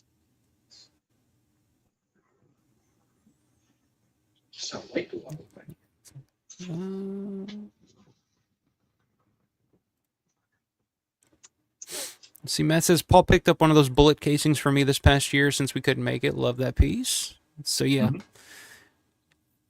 So yeah, we're pretty behind here on these comments, guys. Sorry, me and Jace just been kind of chatting, going back and forth. But let's see, Justin, open up that Iron City beer behind you. I'm actually out. Like I was telling Jace earlier, like I'm actually out of Iron City, so I'm resorting. I just have the case. It's just I'm trying to get a sponsor going here. I'm trying to get Cliff Forrest's attention here at Pittsburgh Brewing Company. Like, throw me a few bucks. I'm promoting the hell out of you guys. Come on. But no, I'm actually out. I got this 24 pack when I was there in February, and I've gone through them all. So now I have to wait for the next month or so before I can get any more. So, but the Guinness will do until then. I have an empty Iron City can that I bought years ago that's in my collection in the other room, and a weird, like they made a flat out of one of the cans that I have in a frame. It's pretty cool. Like it just flattened out the can, or like cut it and flattened it out. Yeah. The display's really cool. Bill Lasco sells those. Bill Lasco, I think, sells those and signs them. The actual, like, the flattened Iron City. Because I think he had some last year, if I remember correctly. Let's see. I'm gonna skip around here. Ed says, drop by to say hello. What's up, Ed? Busy doing something tonight. We'll catch you later. Hope everyone is well this evening. Well, always good to see you, Ed. Thanks for stopping by, my man. Robert says, how would I go about finding out where any of Romero's Dead movies are playing in the theater? It's a good question. I mean, Leaf, I know, like, what is it? Red Band is the name of his? Red Band Pictures, I think. Let me look it up. My phone. Yeah, I think it's Red Band releasing Red Band Pictures or something like something that. Like that. But, let me see. Red Band releasing. That's what it is. But yeah, Red Band releasing. There you go. Yeah, look them up on But yeah, Facebook. I saw that news. There you go. So yeah, Day of the Dead coming back to theaters. Yep. That is pretty the cool. only one Looking forward to that. I think right now. And, pretty soon we'll be coming up on Dawn 50. Yeah. God, that's crazy. Mm-hmm. I remember when I first discovered Dawn, I was like, oh, it's 20 years old. Like, that's an old movie, but I love it, But now it's like 50, and I'm like, shit, I'm old now. It's like, but this is a weird question, but do you ever feel like time has, like not much has changed since 2000? Like, time is just kind of, there's a distinct flavor for the 60s and 70s and 80s and 90s, and then after 2000s, like, everything's just kind of the same. And so time has just kind of stopped or something. I don't know. 2000s is like smartphones. I think that's why. That everyone's it has something to do with it too. Because so like to me, like when I first saw Dawn, it was like what, 98 probably. So that would be like me. So 50 years prior to that would be like me watching something from 1948, which seems insane to me. Like I would, so it's just like, I don't know. It's just time freaks me out sometimes. That's all I'll say. I remember just because I saw Dawn in the theater. What's up, Synth? That's true. My dad owned a video store, and I remember having to wait. It was excruciating to wait to see Dawn because, kind of like how it is now, I'm not sure what the issue was, but it was on home video for a very long time, and it didn't make sense. And then when it finally got announced, I'm like, oh, it's coming. And I remember talking it up to all my friends and saying, like, it's the scariest movie ever, because in my mind, 8-year-old mind, it was. And then seeing it again, it's not the scariest movie ever, but it's the coolest movie ever. It's like got so much nuance, like the buddy cop movie aspect, the comedy, the social commentary, the music, the setting, the gore, and just, Yeah. To me, the setting was the whole thing that sold me on it. Like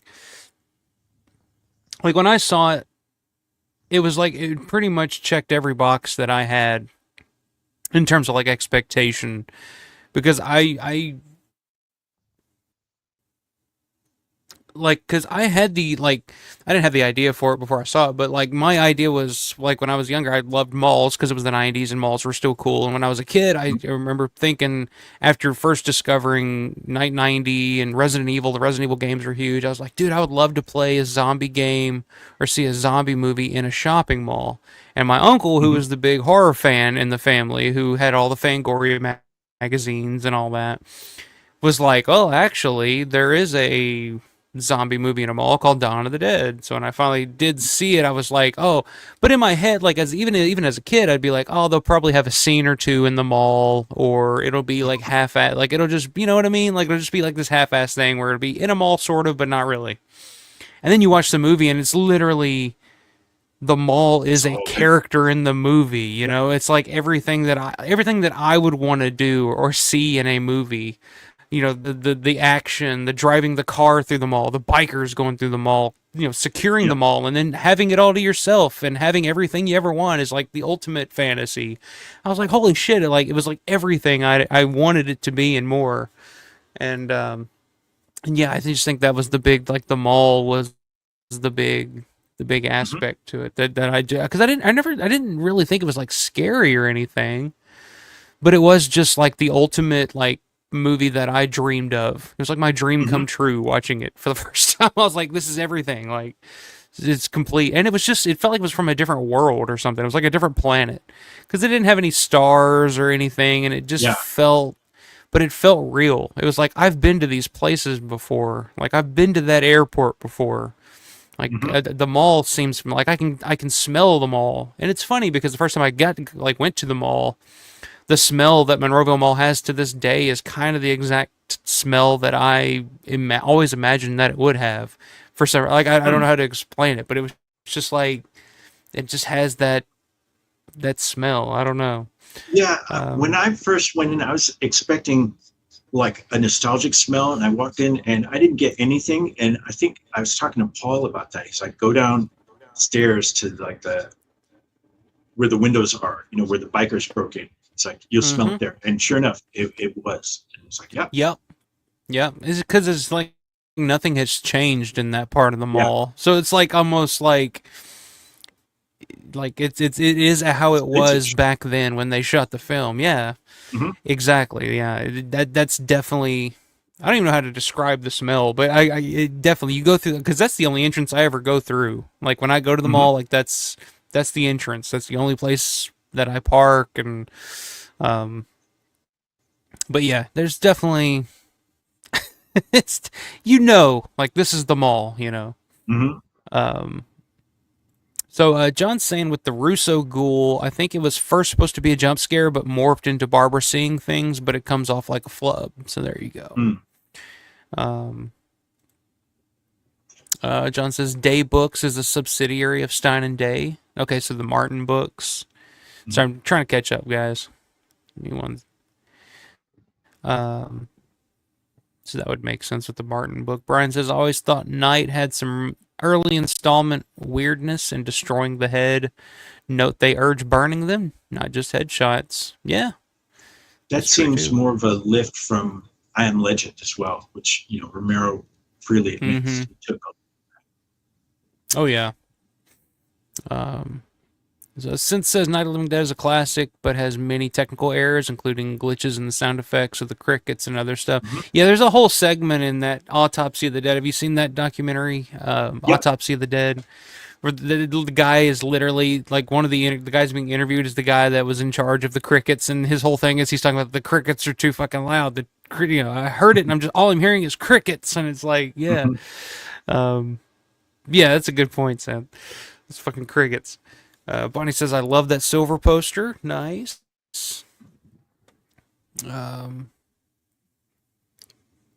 Robert says, I went to a Comic-Con years ago and got an original Land of the Dead poster. Love it. Yeah, I do have one of the posters with the two reviews on it. The double side. Yeah. I had to have that. Since Susanna Sparrow is a classic alternative name, like in comic books, sounds intentional. Yeah. the alliteration, Susanna Sparrow. The sparrows are flying again. Speaking of Dark App earlier. John says it's technically April 13th. Larry has the article. I think the more full release is the 20th. So, and actually, I think I have that too. I could grab it and look, but and actually, John, was it you that I saw an art or a post about the original Romero cut having all the library score that he sent over to Dario? It was somebody on Facebook. I think it was you. Yeah, that's kind of like we've talked about that before. Like that's gotta be a thing, and I think Gornick pretty much confirmed that to John, if I remember correctly, because yeah, that original cut, like the full length cut that he sent to Dario, had to have that like library music to it, because a lot of the library music that was in George's version matches a lot of the Goblin music that's in Dario's version, but it seems like Goblin's doing a version of the library music that George used. Yep. It's kind of interesting. John says it was the 20th year in the Northeast. There you go. Robert says, why is Romero and Sparrow listed as authors, not just Sparrow if it's a pseudonym? Yeah. Well, I think pretty much if you read the novelization of Dawn is pretty much exactly screenplay. It's the screenplay pretty much, but just like in novelization form. So I mean, Romero would get a credit on that either way, but I would not be surprised, knowing how prolific George was in his writings. Like, I would not be surprised if he actually just took his screenplay and turned it into a novelization, like the novel. Even back then, I mean, shit. Season says, Robert, seems like it will forever remain a mystery. People are still talking about it. Stephen King published the Bachman books under that pseudonym. There you go. That's how we got the Dark Half, too. Yeah. Because the guy tried to blackmail him. Yeah. Zombie date trial by fire. There you go. That's what you got to do. See, Matt said, I took my wife and her friend to see Land on opening night. Of course, they were disgusted, but I loved every second. There you go. Well, hey, you ended up marrying her, so. Or I don't know, were you guys married at that time? You're not that old, Matt. There's no way you and Steph would have been married at that point, so. Matt, when you saw it opening night, did George have the intro? Because when I saw it, he had an intro that was tacked on at the beginning where he talked about I Am Legend and the influence and all that stuff. Yeah. It was, I think, at a Regal. So I don't know if it was just exclusive to there.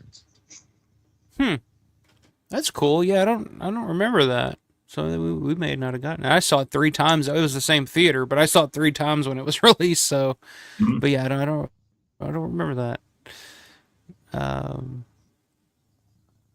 Let's see, Robert saying, since I didn't know that, thanks for the info. If Stephen King used it, it's totally a pseudonym. I think you cracked the case. Since it, yeah, we didn't ruin the majorettes by talking over it. Yeah, that's true. We were totally engrossed in the majorettes. What a winner. Or Midnight. Let's see. Midnight. I think Midnight's pretty good, actually. I think it's actually pretty enjoyable. It's definitely Russo's best movie. Yeah, okay. I could give it that.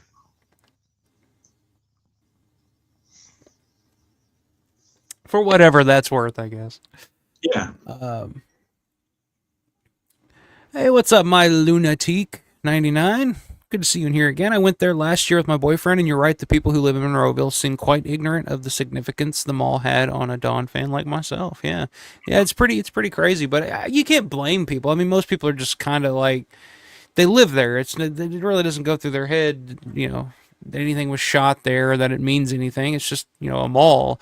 And for something as niche as horror and specifically Romero zombie horror, like, it would be like somebody coming up to me and being like, oh, did you know that, this baseball player was from Evansville? I'm just like, I don't know or care, which I think there's a pretty famous baseball player from here in Evansville that I'm just like, I don't know who that is. Don Mattingly or something like that, I think is the name. I'm not a baseball fan, so I don't know. I don't know anything about it. But people are pretty hyped about it. I'm just like, I'm completely out of the loop. So I kind of see where they come from, but Good to see you.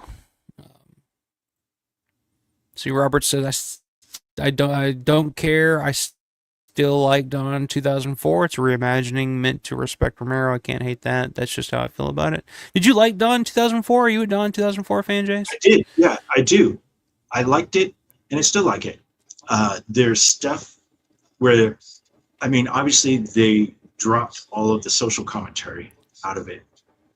There's maybe a little bit in there in a way, but the characters aren't as likable. That's the main thing. Yeah. Well, my big thing is that it doesn't make any sense. Like, there's no reason for anything that they do in that movie. It's just kind of like she crashes. You get the Johnny, like the first 15 minutes of that movie are awesome. Then you get the Johnny Cash credits. I'm like, that's awesome. Then she wakes up in the car wreck, and then all of a sudden they all just happen to run into each other. All of a sudden, it's just like, we're going to the mall. It's like, all right, and they get to the mall, and there's no zombies in the mall. There's no zombies or anything in the mall. It's already locked up, and it's just they're there. And then some stupid shit happens, and then they're just like, all right, well, we have to leave now. And it's like, why? Like, you're safe. Yeah. It's like, well, maybe let's go to an island. It's like, well, what island? Any island? No, we got to go to an island. It's like, we don't even know if there's an island out there. And it's like, it's just like, I don't know. Like, story wise, it just doesn't click for me. But I totally get what you're saying, Robert. Like, it is, there's definitely some homages to the original. I mean, of course, with Ken being in it, and Scott and Tom, Galen Ross, the store. They got the WJO in traffic bird flying over in that one scene. So yeah, there's definitely the homages and the fan service to it. Yeah. Matt said, my first year at Living Dead Weekend, I was sitting on a bench waiting for Russ Striner's autograph to dry. This old lady stared at me for a minute. Then I told her friend, "Oh, it's a zombie weekend thing." Then told her friend, "Okay." Yeah, some people. I'm sure older people are probably more aware of it than younger people of what happened there. Because I don't know if you saw. I bought actually, I think I commented on one of your posts about this, the Monroeville Mall Ice Palace. Oh yeah, that's really cool. I actually bought that from a lady on Facebook from Monroeville, grew up, born and raised in Monroeville, and I sent her that message, and I was like, oh, and they're in great shape. I was like, oh, she wanted like 75 for it. I was like, I'll give you 100 if you can ship it. And she was like, okay, sold. And then she messaged me, and she was like, can I ask you a question? I'm like, yeah, sure. She was like, why do you want my skates? Because it's like, oh, a 35-year-old guy is desperately wanting this little girl's skates from the 70s. Yeah.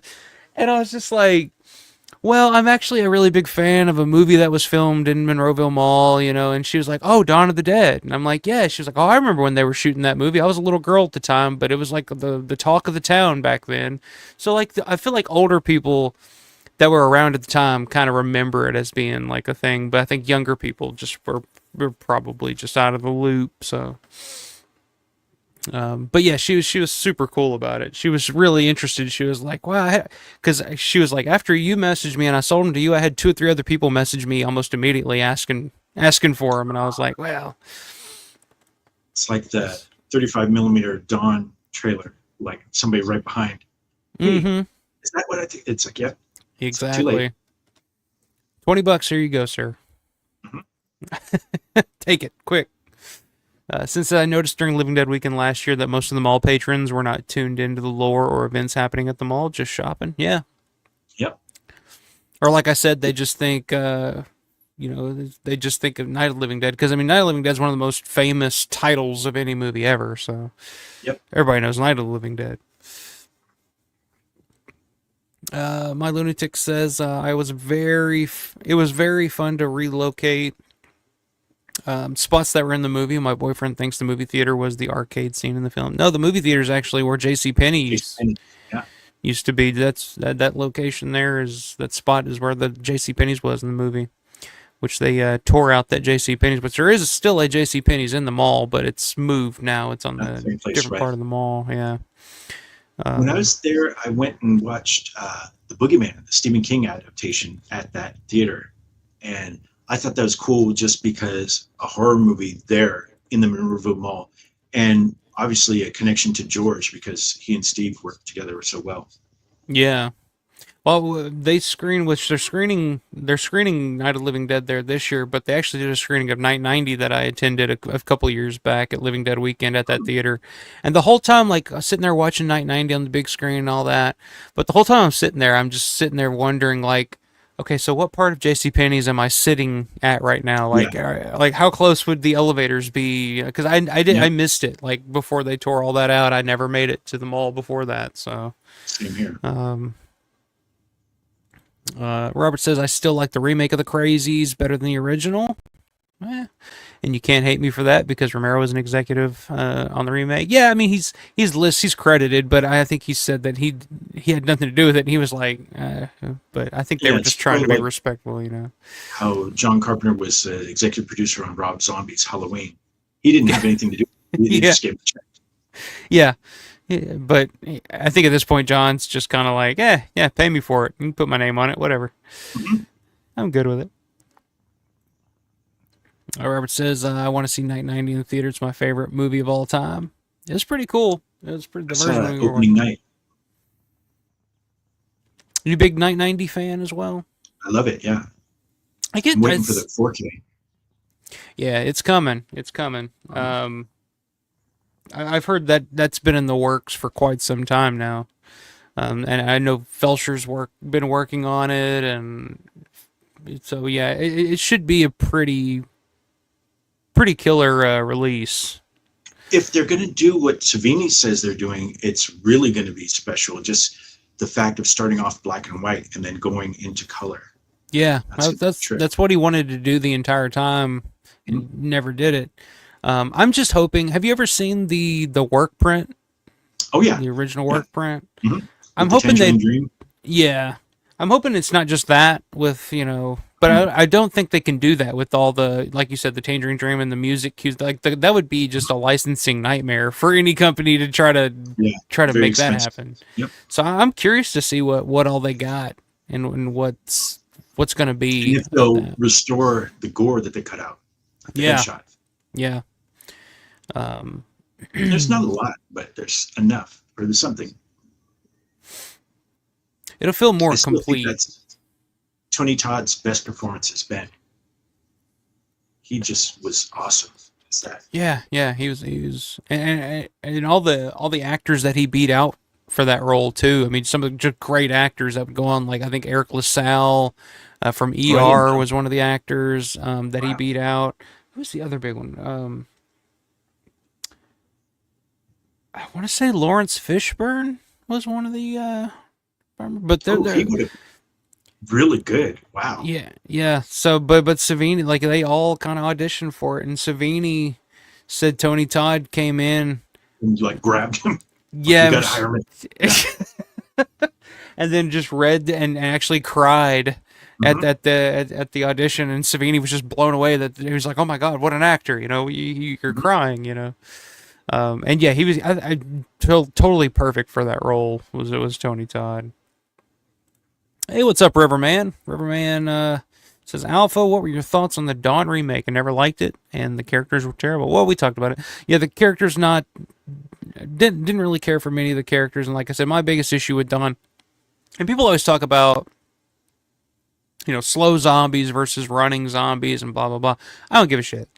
Like, slow, fast, I don't care. Like, I don't really have a preference. Obviously, I guess my preference would be slower zombies just because of the Romero, like, that's the Romero zombie. But, fast zombies in Dawn never really bothered me. My issue was always just with, like, the story. Like, why is this happening? Like, why are they leaving the mall? Like, it's like, Ving Rhames kind of gives that speech where he's just kind of like, if we stay here and die, or we can go out there and die. And it's like, I'll stay here and die. Like, I'll live in this mall until we can't anymore. Like, I'm sorry that Mekhi Phifer had a zombie baby and was all that, but he's dead now, so we're fine. Let's just stay here where they have a coffee shop and we can whatever. But it's like, no, we got to go out there because the movie's got to end somehow. I don't know. Yep. Gotta have the big set piece. Yeah. So that's always been my issue with the Dawn remake. But like I said, it's not a terrible movie. I mean, I did a stream about a year or so back with Grande, just looking at all the Romero remakes, and you know, outside of Savini's Night, you know, the Dawn remake is definitely probably head and shoulders above a lot of the other Romero remakes that and sequels and shit that have come out. So sorry, Yeah, Robert, I'm not a big fan of that Crazies remake at all, but yeah, totally respect that you are, my man. But I love the Crazies, and I just feel like it just completely missed the point of what George was going for with the Crazies. Let's see. Desio says, Synth, if you think of the time span refrigerator or not, those pies would be totally rancid. Oh, talking about the pie fight. Oh yeah, that's well, true. They were refrigerated, Dairy. so It's dairy. yeah. But also, then that goes back to the whole thing. I mean, that Peter references, like it's gonna be rotten in here. You know, it's that thing of dead people stink. Yeah. I know firsthand they do stink. Why do you know firsthand that they do stink? I worked in a funeral home briefly. That explains so much, Jace. Yeah. You don't smell good when you're dead.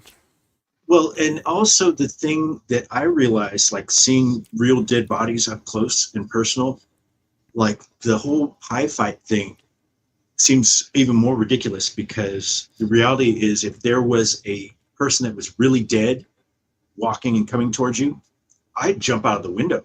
It's like I wouldn't touch them. It's like, no. Yeah. Just the smell alone. Yeah. Or just that they're like, when you're around actual dead people, for me, there was never the thought of they're going to sit up or try and bite me or anything like that. It's like, you could tell that whatever was there is gone. Yeah. Yeah, I've always hated like open casket funerals and stuff just for that reason alone. But that's interesting. I didn't know that you used to work at a funeral home. When was this? 15 years ago, maybe 16 years ago. It was pretty brief. It was a friend of mine she worked as a crematory prep, and I was looking for work, and I saw that in Sacramento that there was a listing for assistant funeral director. And so I sent her a text. It's like, is this your funeral home? It's like, yeah, why? Are you interested? It's like, yes. And so I got an interview, and the interview was very strange because the woman who interviewed me had gotten a divorce from her husband that owned the funeral home. So she didn't know anything really about the funeral home. And so she's telling me kind of the background about it and what they do and what I'd have to do. And which was basically helping families fill out death certificates and things like that, and make their arrangements. And so she's like, okay, so have you ever been around dead bodies? No. She's like, so why would I hire you? It's like, you have some in the back, don't you? It's like, we do. It's like, are you willing to come see? I was like, yeah. And so she took me into the cooler where they had a bunch of bodies on tables or like shelves under these white plastic covering. And she's like, okay, go ahead, pull this plastic back and grab this woman. Because part of the job was moving the dead bodies onto like gurneys and things. And so I pulled it back, and it's an old woman. And like, obviously when you die, your mouth becomes slack. So all of them have the open mouth. And most of the time the eyes were open too. And so it's freaky.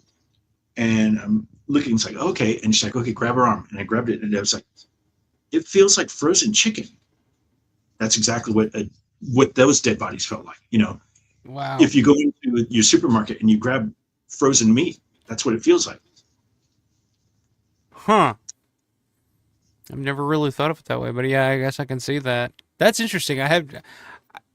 See that's one line of work. Like, that's one line of work. I just don't think I could do just being around, like, because to just be reminded of death all day, like that's literally your job is dealing with death. Yeah, for sure. Yeah, I don't think I could do that. So how long did you do that? Did you say? It was just a few weeks. Just What a ended few up weeks? happening is it was coming up on New Year's Eve, and a friend of mine that worked for Franchise Tax Board had job opportunity that was much better pay and more stable, and not working with dead people. And so he said he had an in for me, and I called in like New Year's Eve and went with my friend to Franchise Tax Board.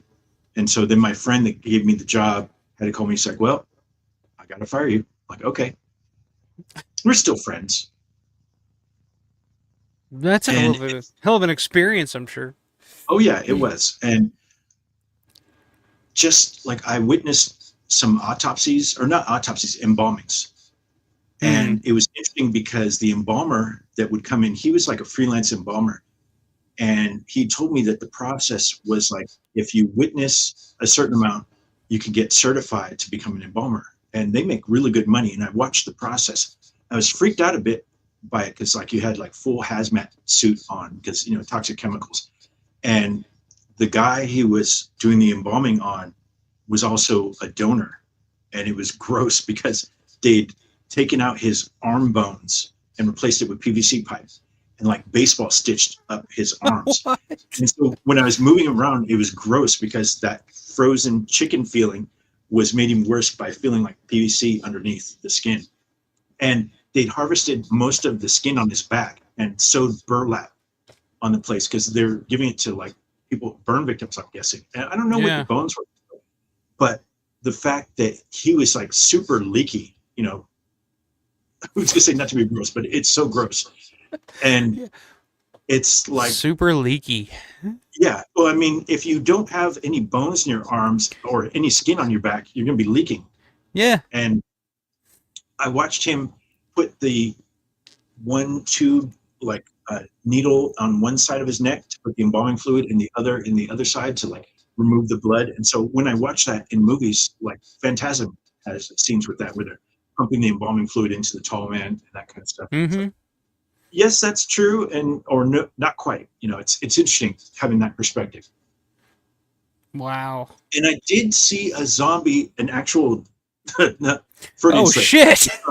No, I saw a decomp that looked just like the Fulci zombie from the poster. Wow, really? This was before I worked there. Yeah, that she had taken me to a morgue just to see dead bodies. She's like, "You want to see?" I was like, "Yes, I do." And I was playing the Phantasm soundtrack on the way there, you know, just to get into the mood. And I was scared. And so, yeah, and then she showed me some car accident victims, younger guys, and I tripped out because looking at them, they had goosebumps. I was like, "What's that all about?" They have goosebumps. She's like, "Yeah, that's normal." And she's like, "Well, let's see a decomp." I was like, "Sure." And she pulled this one out of this drawer, and apparently he was like a homeless guy. They'd been dead in some field for weeks, and the bugs and everything got in his face. Chewed away his lips where it looked like a smile. His eyes were gone and filled with maggots, just like the Fulci zombie. And so I was looking, it's like, "It doesn't stink." And she's like, "Get closer." And she's doing this. And I got closer. I was like, "Oh," it's like, "Okay, it does." And it just smelled like hot garbage. That's it. Like you walk by a dumpster and stuff, it smelled like that. Right. Wow. So does that like change your perspective on like, I feel like something like that could possibly like turn you off to zombie movies or you know, or just to just be like, or do you reflect upon that, or are you just like, wow, like, I don't know, like to me, like that would just make me it would make me think of dying too much. Like it'd make me think of death too much. Like to be that close to it, to be that involved with it. Like that would, I don't think I could mentally handle a job like that. Were you affected by it at all? Like mentally or? I don't think so. No. The funny thing was because I was there and I was assistant funeral director, you know, I was there in a suit. And one time I was helping guys do their paperwork for their loved one that passed away. And we're having a conversation at the table and I'm kind of joking around with them, you know, trying to lighten the mood. And the one guy turns to the other guy, he's like, "Yeah, let's get the hell out of here." And I'm just thinking, "Oh, that's right. You think this place is creepy." It's like, I don't. It's like, this is where I work. And just realized also, I was taking a bus there and back. And I remember the bus stop was right outside the funeral home, and I would come out in my suit and sit at the bus stop. And I remember across the street seeing the bus stop with some younger people staring at me. It's like, oh, I'm the creepy dude. Yeah, I get Yeah. You're you're the weirdo. Mhm. You're the Which is cemetery true. man, like the movie. Yeah. Wow, that's super. I had no idea that you had done that. Wow, that's cool. That's really cool. Like those are the type of jobs I could never. I could never do. I don't know. I hate funerals. I hate funeral homes. Like there's just something. I don't know. It's just something uncomfortable about it to me. I don't know. Stizio had a question here. Do you catalog your? Do you have a catalog of your collection, or is it too late and difficult to task? That's a good question. I've often thought about doing that with my collection, but it is just kind of too late for me. Do you have like a? The answer is no, but I should. I can tell you that I do have an app to track all of my movies and records called iCollect. Mm-hmm. And it's cool because it has a barcode scanner. So when I get a new movie, I just scan it and it puts it in my collection. But I haven't found one because like something to track my VHS would be really cool because I collect so much. I have bought duplicates. And so like the Creepshow Laserdisc is kind of an example. That wasn't by mistake. I bought another Creepshow Laserdisc just because I wanted the OB corner or OB strip. And so I'm like, okay, so what do I do with my old one? I was going to put it on eBay. It's like, well, let me just give it away. It's more fun that way and less stressful. Yeah. You ain't got to deal with eBay. I'm having freaking heartburn. John says, that sounds like me. I talked to Gornick over the weekend about this. We both think it's probably just like a 156-minute cut, only with unbroken 100% library soundtrack. There you go. Yep. Matt says, no, we started dating in 2004 and married in 2009. I don't believe there was an intro with George before landing. We say, yeah, I don't remember that either. So maybe that was just a, I don't remember what theater. Also, I mean, I don't think that's been included on any of the supplements for the Land of the Dead releases, which it should be. Yeah, I don't think I've ever seen anything like that. Especially if he was talking about I Am Legend and shit like that. I don't remember that. Surprisingly enough. I have a question for you. I think I saw you had, I haven't watched it yet, but you had something about the best documentary on George that hasn't been made, something like that. Is that the Michael Fleischer live stream, like where he mentions all that audio he has of George's? No, I was talking about, I don't know if the Survival of the Dead documentary that Fleischer did called Walking After Midnight. I don't know if I've seen that. I love Survival. Well, I don't love it. I like it. How's that? Okay, well, that if you like Survival of the Dead, that's pretty much you love Survival, because pretty much everybody else hates it. But the documentary, I would highly recommend checking out because it's the making. It's literally George on the set of Survival of the Dead from the beginning all the way through the end, and it's George relaxed, like having a blast. Like in the interview segments, he's just like I say in like when I was talking about it, it's like Fleischer and George were really good friends. They'd grown to become very good friends over the years. And by the time Fleischer did the documentary on Survival of the Dead, like him and George were just like cutting up and just laughing, and George is cracking up and just joking. And it's just like, it's great to see George like that. But it's also really interesting to see George on the set of his final film. And it just documents it from the first day to the final day. I don't know. I love that documentary. So I highly recommend checking it. It's on the Survival of the Dead. I think it's on the DVD. It's on the Blu-ray. It's called Walking After Midnight by Michael Fleischer.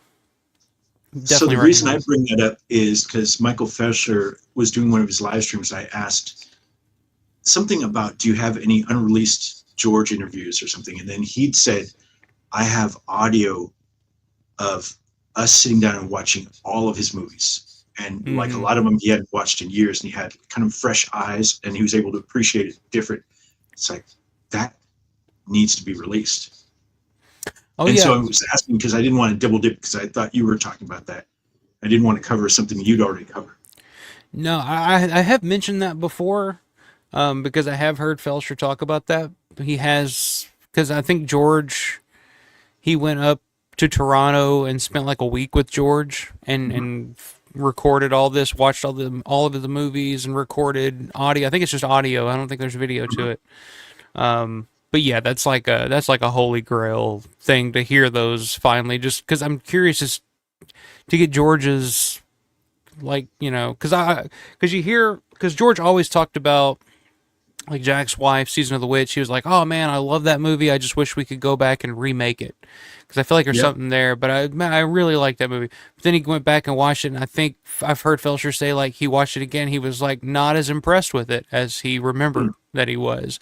But then at the same time, he's always talked about how much he hated There's Always Vanilla. He's like, I don't want anything to do with it. It's not my movie. I just kind of edited it, and it's not mine. But then Felsher says when they sat down and watched it again, George kind of had a new appreciation for it, and he said George actually kind of teared up watching it, and he didn't really ask why, but it was just kind of like George was having a moment, kind of going back in time to this period in his life with, latent image and that, in Pittsburgh at that time, and he said George kind of had a new love and respect for Vanilla after that. So I'm curious to just see, like, to just hear that, like, that's that's holy grail stuff, just to get all that. But yeah, it's definitely there. I've asked him about it a couple of times, and he's like, I asked him like, what do you plan on doing with that? Are you gonna do a podcast? I think he's mentioned like maybe trying to do some kind of like, it's like an audio series or something on like a YouTube or a podcast or something. But he's I'd pay. Oh yeah, I told him, I was like, dude, just give me, I'll give you a blank check. You give me the tapes. You give me the audio files. You just take this blank check and you just do what you want with it, buddy. Just hand it over. But he was like, he's kind of at this point. He's just kind of like, it's kind of painful for him to go back and really revisit it. So he hasn't listened to them or really. Yeah, I can imagine. Since they were done. So he's just he doesn't really know what he wants to do with them quite yet. But yeah, I think that's, definitely on the bucket list of things that I gotta hear before I go. Yeah. John's a Don Mattingly fan, so somebody knows Don Mattingly.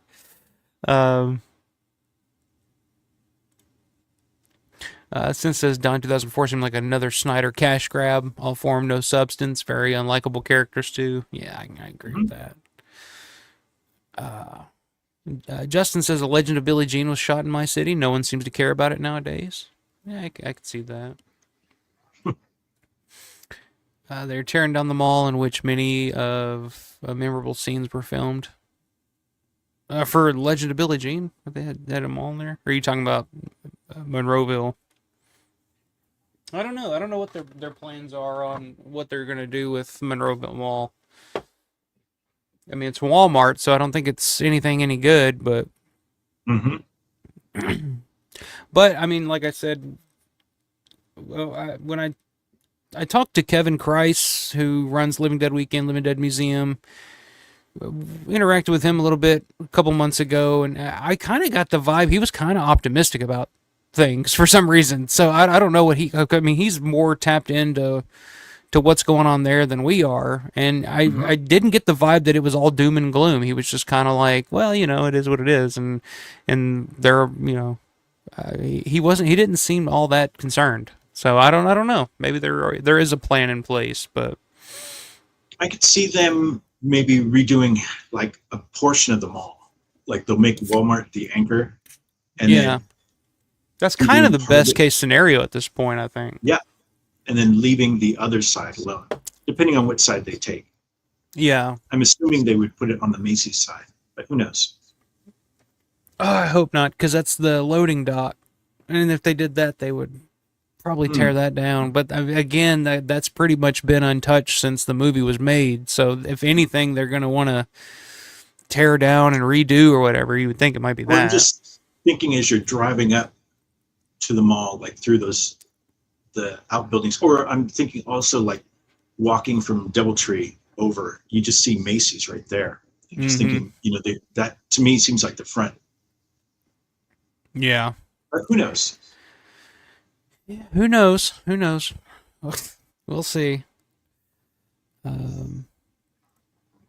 Hey, what's up? Mal Waldron's in the house. That's a new name. Is the Night 90 work print worth watching? I like it. I think it's pretty good. I mean, it's rough. It's a work print, but I do find it very enjoyable. Is when you watch it, or when I was watching it, I was trying to figure out where the music was coming from. I knew it was Tangerine Dream, and a lot of it sounded familiar, and so I was using Shazam to figure it out. And a lot of it's from Sorcerer, William Friedkin. Yeah, I think he even used some, like, I think I remember hearing some Halloween, Halloween 2 maybe was using that at one point. Yeah, there's some interesting cues in there that work pretty well. Yeah, I like it. You have anything else you want to show off? Collection wise, I think I've showed all of the stuff that I brought up. Well, let me see. I've got a Day of the Dead poster here. Let's show that. Okay, can you? I gotta run to the restroom real quick. So can you take over for a second? Okay. Yeah, of course. Here's Japanese Day of the Dead poster. I have a feeling that this is a bootleg for some reason, or maybe a re-release. It's like the quality of paper feels different than the other Japanese posters I have. I'm not sure why, but I like it. It's, cool imagery. Let me see. It's roads.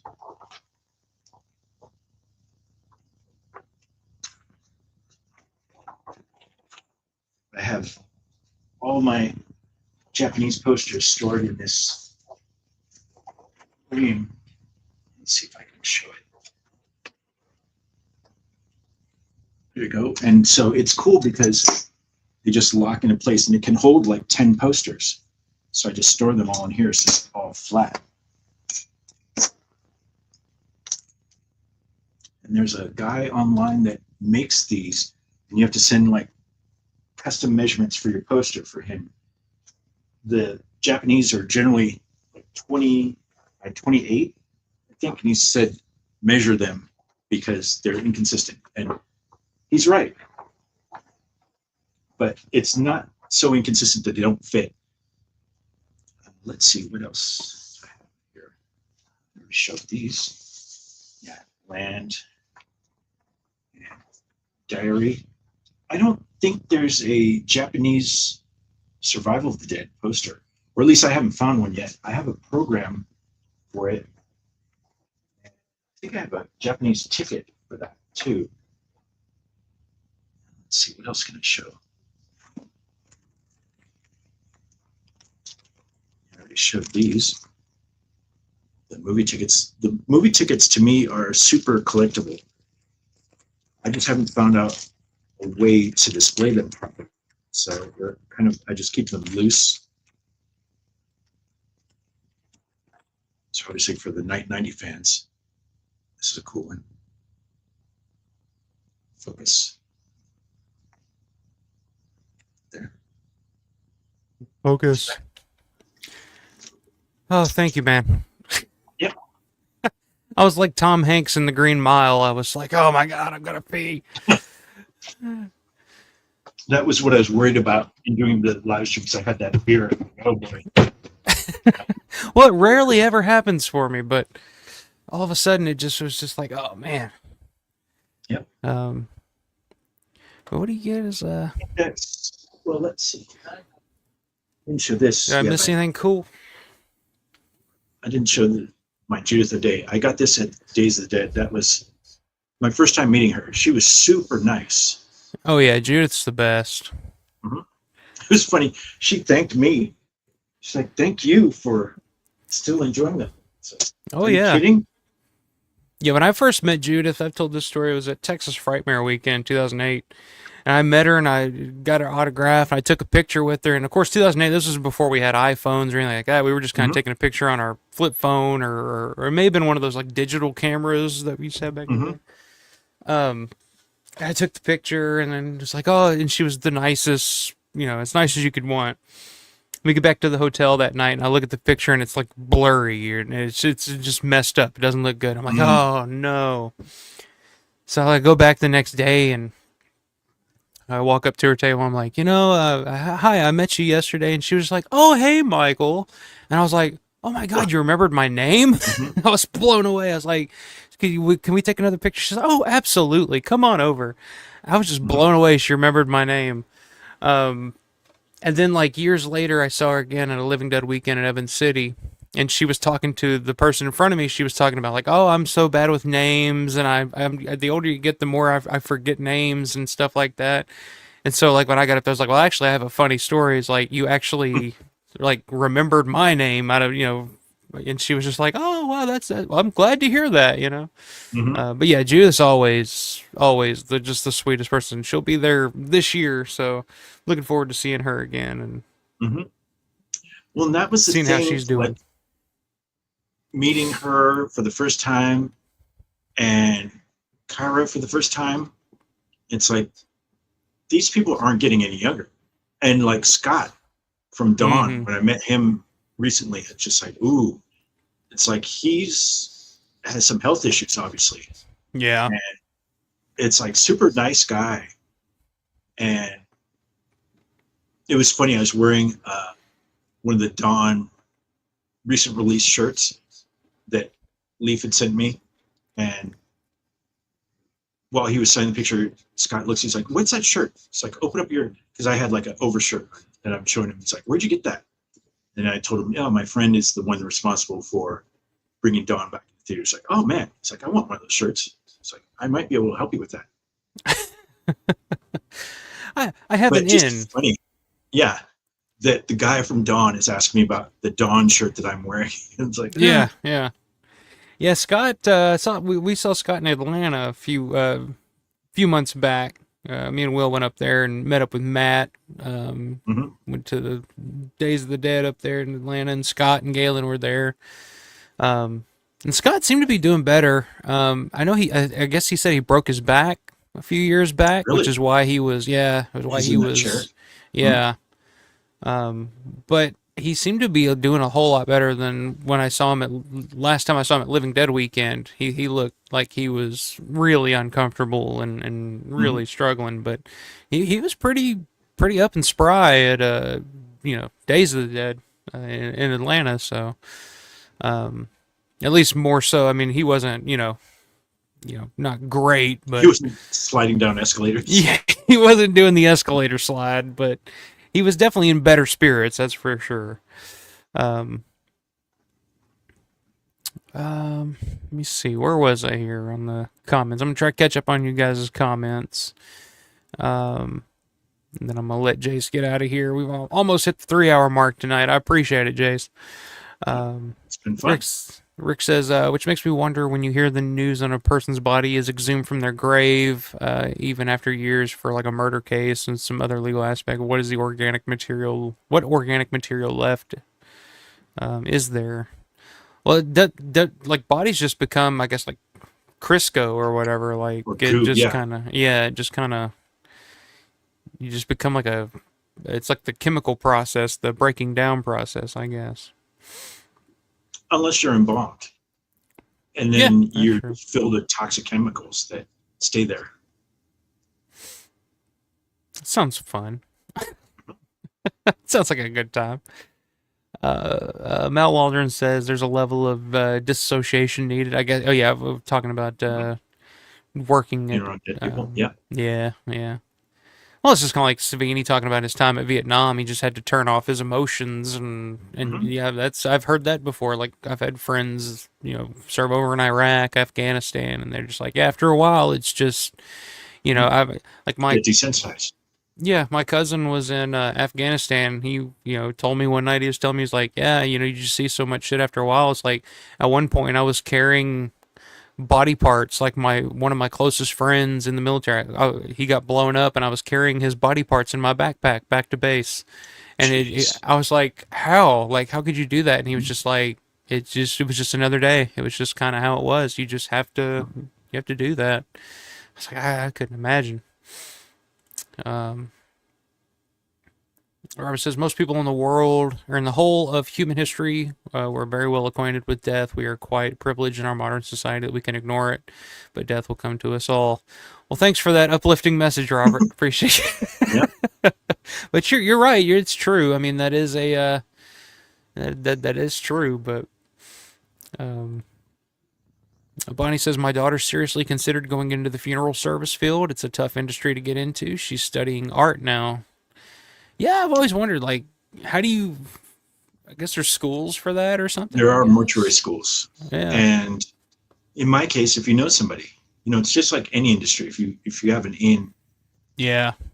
And I interviewed well, and I didn't freak out at the sight or touching a dead body. That was a big test, Yeah, I guess that's kind of a good place to start. friends, is like you got to be cool around it. You know? Yeah, you handle it. Yeah.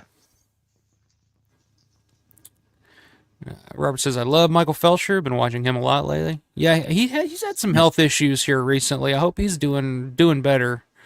I saw him post something about that on Facebook, that he was dealing with something. I hope he's all right. So we definitely need Felcher around. Mal Waldron says, it takes a certain type of personality. It's very interesting how people are drawn to mortuary studies. I couldn't do it because of the smells. Yeah, I'm pretty sensitive to smells myself. Justin says, yeah, they used the Sunrise Mall for the famous chase scene. There you go. Okay. Stuka says, damn, I had a night off, stayed up for the stream, fell asleep, and just woke up. The fucking Cannonball King. I don't know if you saw that on last weekend's stream. We decided fucking I can't think of that character now, that zombie, without thinking about his whole backstory, which Synth built upon, and now there's like a whole prequel in the works right now for the old Cannonball King of Monroeville. So it makes total sense. Was he in the pool at the DoubleTree? Yeah. And drowned and then walked over? Yeah, yeah. Oh, so that's my question. Was the DoubleTree there at that point, or was that built after the movie? I feel like it was, but I don't think it was the DoubleTree. I think it was a different hotel, but I do feel like that building was there, because I feel like I've seen photos or something from that time period. That building was there. I think that there's a scene when they're on the roof where you could see it. Yeah, I think so, but I can't. You can see it in the background, but it just depends on the angle, I guess. Yeah, I can't think of the shot, but yeah, I'm pretty sure it was there. I don't know. I don't think that was the hotel that they stayed at, like the cast and crew. I don't think, for whatever reason. I guess they couldn't get a good rate there, but I don't think that was the hotel that they stayed at, because I think it was like a Holiday Inn or something else in Monroeville, but. Season says, Alpha has the complete work print cue list, mostly TD cuts. I sleuthed it and sent it to him a few months ago. There you go. I do have that.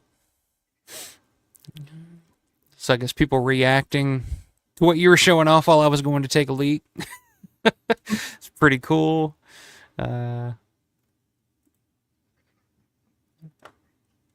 Sid says, some bodies are naturally mummified due to gravesite conditions, so you never know. Some exhumations are very surprising. Yeah, I couldn't do that shit either, like digging up a body or anything like that. Couldn't do it. No, I didn't take a dump. It was just a really long piece, Tukas. Talk about smells. Yeah. See, Stesio says, question for both of you. Is there anyone you haven't met still living that you most want to? That's a good question, Jace. Is there anybody that you haven't met yet that you still would like to? In terms of celebrity. Yeah, Claudio Simonetti. I haven't met him. Have you seen him live? Oh, yeah. Yeah. In fact, this poster back there is from them playing Dawn of the Dead in LA. They played the Argento cut too. It was funny because when we were going, my wife and I were going, it's like, I don't know how this is gonna work, because they were doing the live score, and that was like, my dream come true. It's like to see Goblin perform, even though it's not OG Goblin, it's Claudio Simonetti's Goblin, which I like too. Yeah. That it's like, I wonder, because if they're getting the theatrical cut, there's not a lot of Goblin music. I mean, in the Argento cut, there's a lot. They're just sitting out for most of it until they're queued up. Yeah. Yeah, I just saw. In fact, while we were in the bar area waiting for the show to start, Claire is like, "Is that Tom Savini?" I turn around and it's like, "Yep." It's like, "Oh, and that's Greg Nicotero right behind him." Oh, so you were at that show? Okay. Yeah. Because I know I saw photos of Tom, Greg, and I think Eli Roth was there as well. Yeah, I didn't see him there, but who cares? It's Eli Roth. But yeah, it's like Tom and Greg. It was like, oh yeah, and then it's like, it's so cool that they're actually here. And Greg, it makes more sense because he's a huge Dawn fan. Tom, I think just Greg dragged him out. Yeah, dragging him out for a night out. That's cool, man. I didn't know that you were at that concert, but I remember seeing that photo of Eli Roth, Greg, and Tom at the Claudio, and Claudio at the concert. I saw Claudio, like me and my buddy Will went and saw Claudio in Nashville, and it was the first time that I got to see him live. Claudio Simonetti's Goblin. He plays everything, Dawn, Suspiria, Deep Red, all that. Didn't get to meet him though, but he did sign my Dawn of the Dead vinyl, my original Dawn of the Dead soundtrack. Because you go because the woman working at the merch table was like, "All right, does anybody have anything that that you guys want signed?" And we were just kind of standing there waiting to see if he was going to come out and meet and greet or whatever. And apparently he wasn't that night. So, but she took like everybody's shit and took it back to the dressing room, came back out and was like, "Here you go." He just sat there and signed everything. So I have a signature from him, but I never did meet Claudio.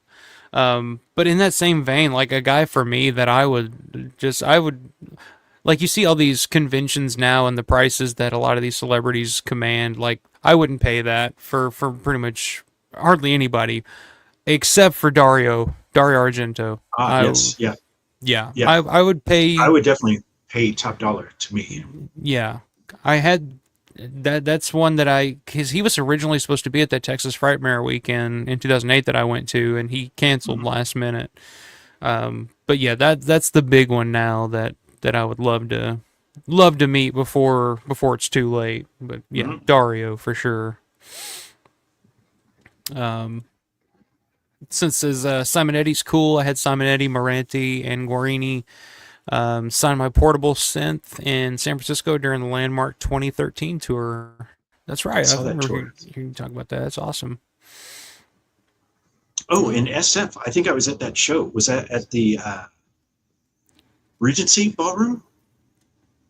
I know they changed venues. I went to the venue that they were originally supposed to be playing, and it was Guar, and then had to go across town to the other venue, and ran into my old friend Chuck Jarman there, who's a great sculptor. In fact, if I ever do another one of these, I want to bring out like his busts, because I've got plaid shirt zombie bust and a bug bust that he did.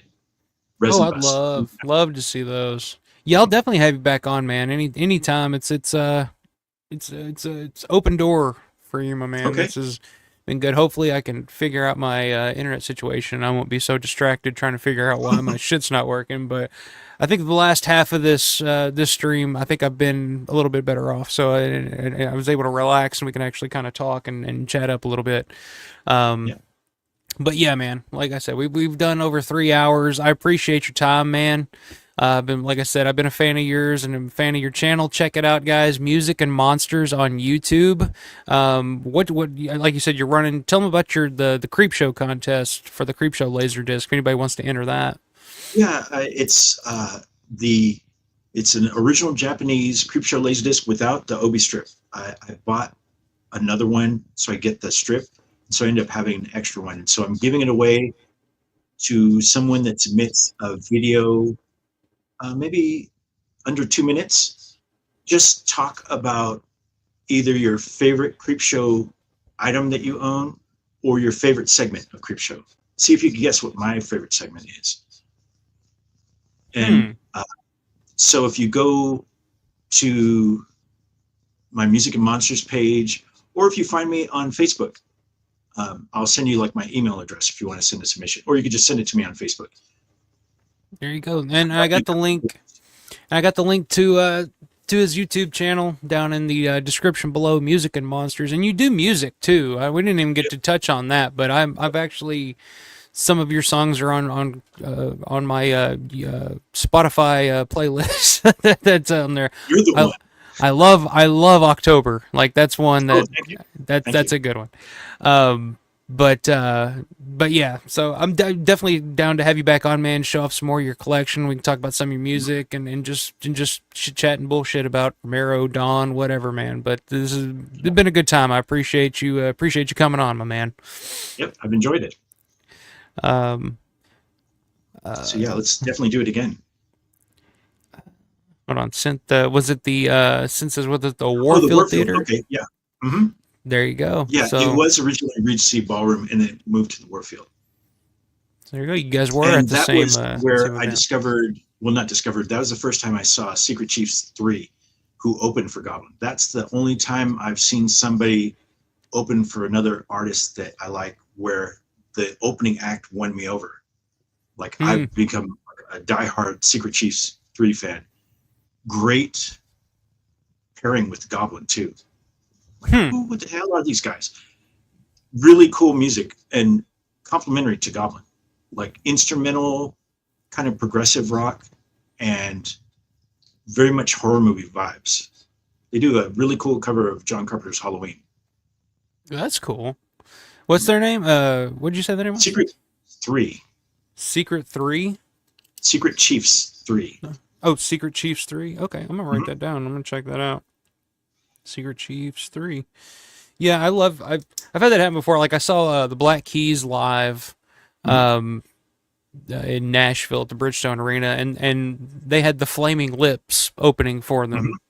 And I wasn't too familiar with the Flaming Lips, but I was more going for the Black Keys. But I left that concert a bigger Flaming Lips fan than I was a Black Keys fan. I was like, that I gotta find out more about this Flaming Lips band, and I became so yeah. It's always fun when the opener kind of steals the show for the night. But it's refreshing because I've seen so many shows where the opener you just have to endure it. Yeah. Like, come on. I actually, so I saw, just real quick, I'll let you go. I saw, me and my dad went to see Depeche Mode in Nashville a couple of years back, and the band that opened for them was a band called Dive. I'd never heard of them, Diiv, Dive. I'd never heard of them, didn't know who they were. I was there for Depeche Mode because Depeche Mode is one of my all-time favorite bands, and my dad grew up with Depeche Mode, like we share that. And so this band was opening, and we couldn't understand. Like the sound was terrible. Like we couldn't hear what it was. Neither one of us liked the opening band Dive, until I went back and I found a local record store here had one of their albums, and I was like, oh, that's that band that opened for Depeche Mode. Let me give it a shot. Let me see if I can actually hear what it sounds like. Bought that album, and it's probably one of my favorite albums that I've bought in the past couple of years. So I'm a huge Dive fan now. So it's funny, and I wish I could see them live, but then I'm like, oh yeah, I did see them live, and I hated it. I couldn't hear a thing. Maybe they had an off night. Or I think it was just the sound mix. Yeah. Yeah, the sound mix. I don't think it was a very good mix. But yeah, I'd love So yeah, that was an interesting experience. Hey, what's up, Brett? 1911 Guitar Dude says, hi, checking in late. I'll need to watch the replay. That Japanese Creepshow Laserdisc art is pretty cool. So there you go. Good to see you, my man. I think you're going to be at Living Dead Weekend. Looking forward to meeting you. Bonnie, always a pleasure having you. Thank you. Have a great night, everyone. Have a great night, Bonnie. Stezio, thanks for hanging out tonight, my man. Lots of fun tonight. Thank you both. Thank you, sir. Since says Simon Eddy got kicked in the head by the ballet dancer in the Warfield opening. Do you remember that? No, I don't remember. I remember the ballet dancer, but I don't remember him getting kicked in the head. That's funny. You'll have to go back and check that out. But I think since said he had He has that on his YouTube channel somewhere, the video of that night. So if you want to check that out, you can probably see that. Matt, always good to see you, my man. I look forward to seeing you and hanging out with you in about a month or so. Living Dead Weekend's right around the corner. But guys, I appreciate everybody. Thanks again to Jace. Music and Monsters on YouTube. Check it out. Thursday of the Dead, every Thursday. Like it's digestible videos. Like that's the best thing about it. It's like you release one every Thursday. I literally watch them on my smoke breaks at work. Like when it drops, I'll check it out, smoke a cigarette. I'm done. I'm in and I'm out, and it's cool. But yeah, check out Music and Monsters on YouTube. You guys can check out my shop.alpharomero.store if you guys want any funky ass random Romero t-shirts or anything. They're available on there. But I like that Thorn EMI shirt. I might pick one of those up. Just because, it matches the US Dawn release. Yeah, I was looking on TeePublic and I was like, because I've seen Anchor Bay t-shirts and I've seen all these other. I'm like, is there a Thorn EMI shirt? And I'm like, no, there's not. Maybe I could put one up there. So I got a Thorn EMI and I got a media. Yeah, I like the media hat. Yeah. Yeah, I'm gonna have to get that. But thanks again tonight, guys. Y'all have a good rest of the night, a great rest of the week, and always stay scared. Good night, everybody.